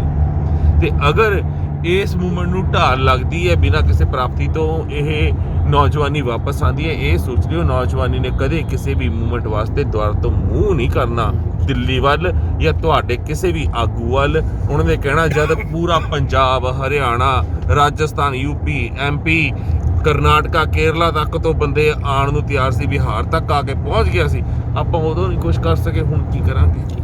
ਫੇਰ ਤਾਂ ਬਸ ਉਹੀ ਯਾਦ ਕਰਾਂਗੇ ਕਿ ਦਿੱਲੀ ਫਤਿਹ ਬਘੇਲ ਸਿੰਘ ਨੇ ਕੀਤੀ ਸੀ ਤੇ ਜਥੇਦਾਰ ਤੋਂ ਬਾਅਦ ਅਸੀਂ ਪਹੁੰਚੇ ਜ਼ਰੂਰ ਸੀ ਦਿੱਲੀ ਇੱਕ ਵਾਰ, ਪਰ ਪ੍ਰਾਪਤੀ ਕੁਛ ਨਹੀਂ ਹੋਈ, ਮੂੰਹ ਲਟਕਾ ਕੇ ਵਾਪਸ ਆ ਗਏ। ਹੱਥ ਬੰਨ੍ਹ ਕੇ ਬੇਨਤੀ ਆ, ਯੂਥ ਦੇ ਵਿੱਚ ਇਹੋ ਜਿਹਾ ਗੰਦਾ ਮੈਸੇਜ, ਇਹੋ ਜਿਹੀ ਨੈਗੇਟਿਵ ਐਨਰਜੀ ਨਾ ਜਾਣਦੇ ਹੋ। ਪ੍ਰਾਪਤੀਆਂ ਤੇ ਆਇਆ, ਪ੍ਰਾਪਤੀਆਂ ਕਰਕੇ ਜਾਵਾਂਗੇ।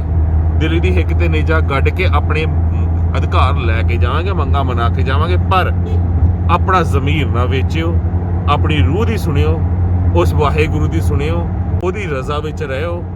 ਚੰਨ ਟੁਕੜਿਆਂ ਪਿੱਛੇ ਸਮਝੌਤੇ ਨਾ ਕਰਿਓ। ਪੰਜਾਬ ਦੀ ਨੌਜਵਾਨੀ ਜਿਹੜੀ ਉੱਥੇ ਬੈਠੀ ਉਹਨਾਂ ਦਾ ਘਾਣ ਨਾ ਕਰਿਓ। ਇੰਨੀਆਂ ਕੀ ਬੇਨਤੀਆਂ ਪ੍ਰਵਾਨ ਕਰਨਾ। ਪ੍ਰੋਗਰਾਮ ਚੰਗਾ ਲੱਗਿਆ ਹੋਵੇ ਲਾਈਕ ਤੇ ਸ਼ੇਅਰ ਜ਼ਰੂਰ ਕਰਨਾ। ਬਾਕੀ ਆਪਣੀਆਂ ਭਾਵਨਾਵਾਂ ਨੀਚੇ ਤੁਸੀਂ ਕਮੈਂਟਸ ਦੇ ਵਿੱਚ ਵਿਅਕਤ ਕਰ ਸਕਦੇ ਹੋ। ਵਾਹਿਗੁਰੂ ਜੀ ਕਾ ਖਾਲਸਾ, ਵਾਹਿਗੁਰੂ ਜੀ ਕੀ ਫਤਿਹ ਜੀ। ਸਿੱਖ ਧਰਮ ਦੀ ਹਰ ਗਤੀਵਿਧੀ ਅਤੇ ਗੁਰਬਾਣੀ ਵਾਸਤੇ ਹੁਣੇ ਸਬਸਕ੍ਰਾਈਬ ਕਰੋ ਗੁਰਬਾਣੀ ਅਖੰਡ ਬਾਣੀ ਅਤੇ ਨੋਟੀਫਿਕੇਸ਼ਨਸ ਵਾਸਤੇ ਬੈਲ ਨੂੰ ਰਿੰਗ ਕਰੋ।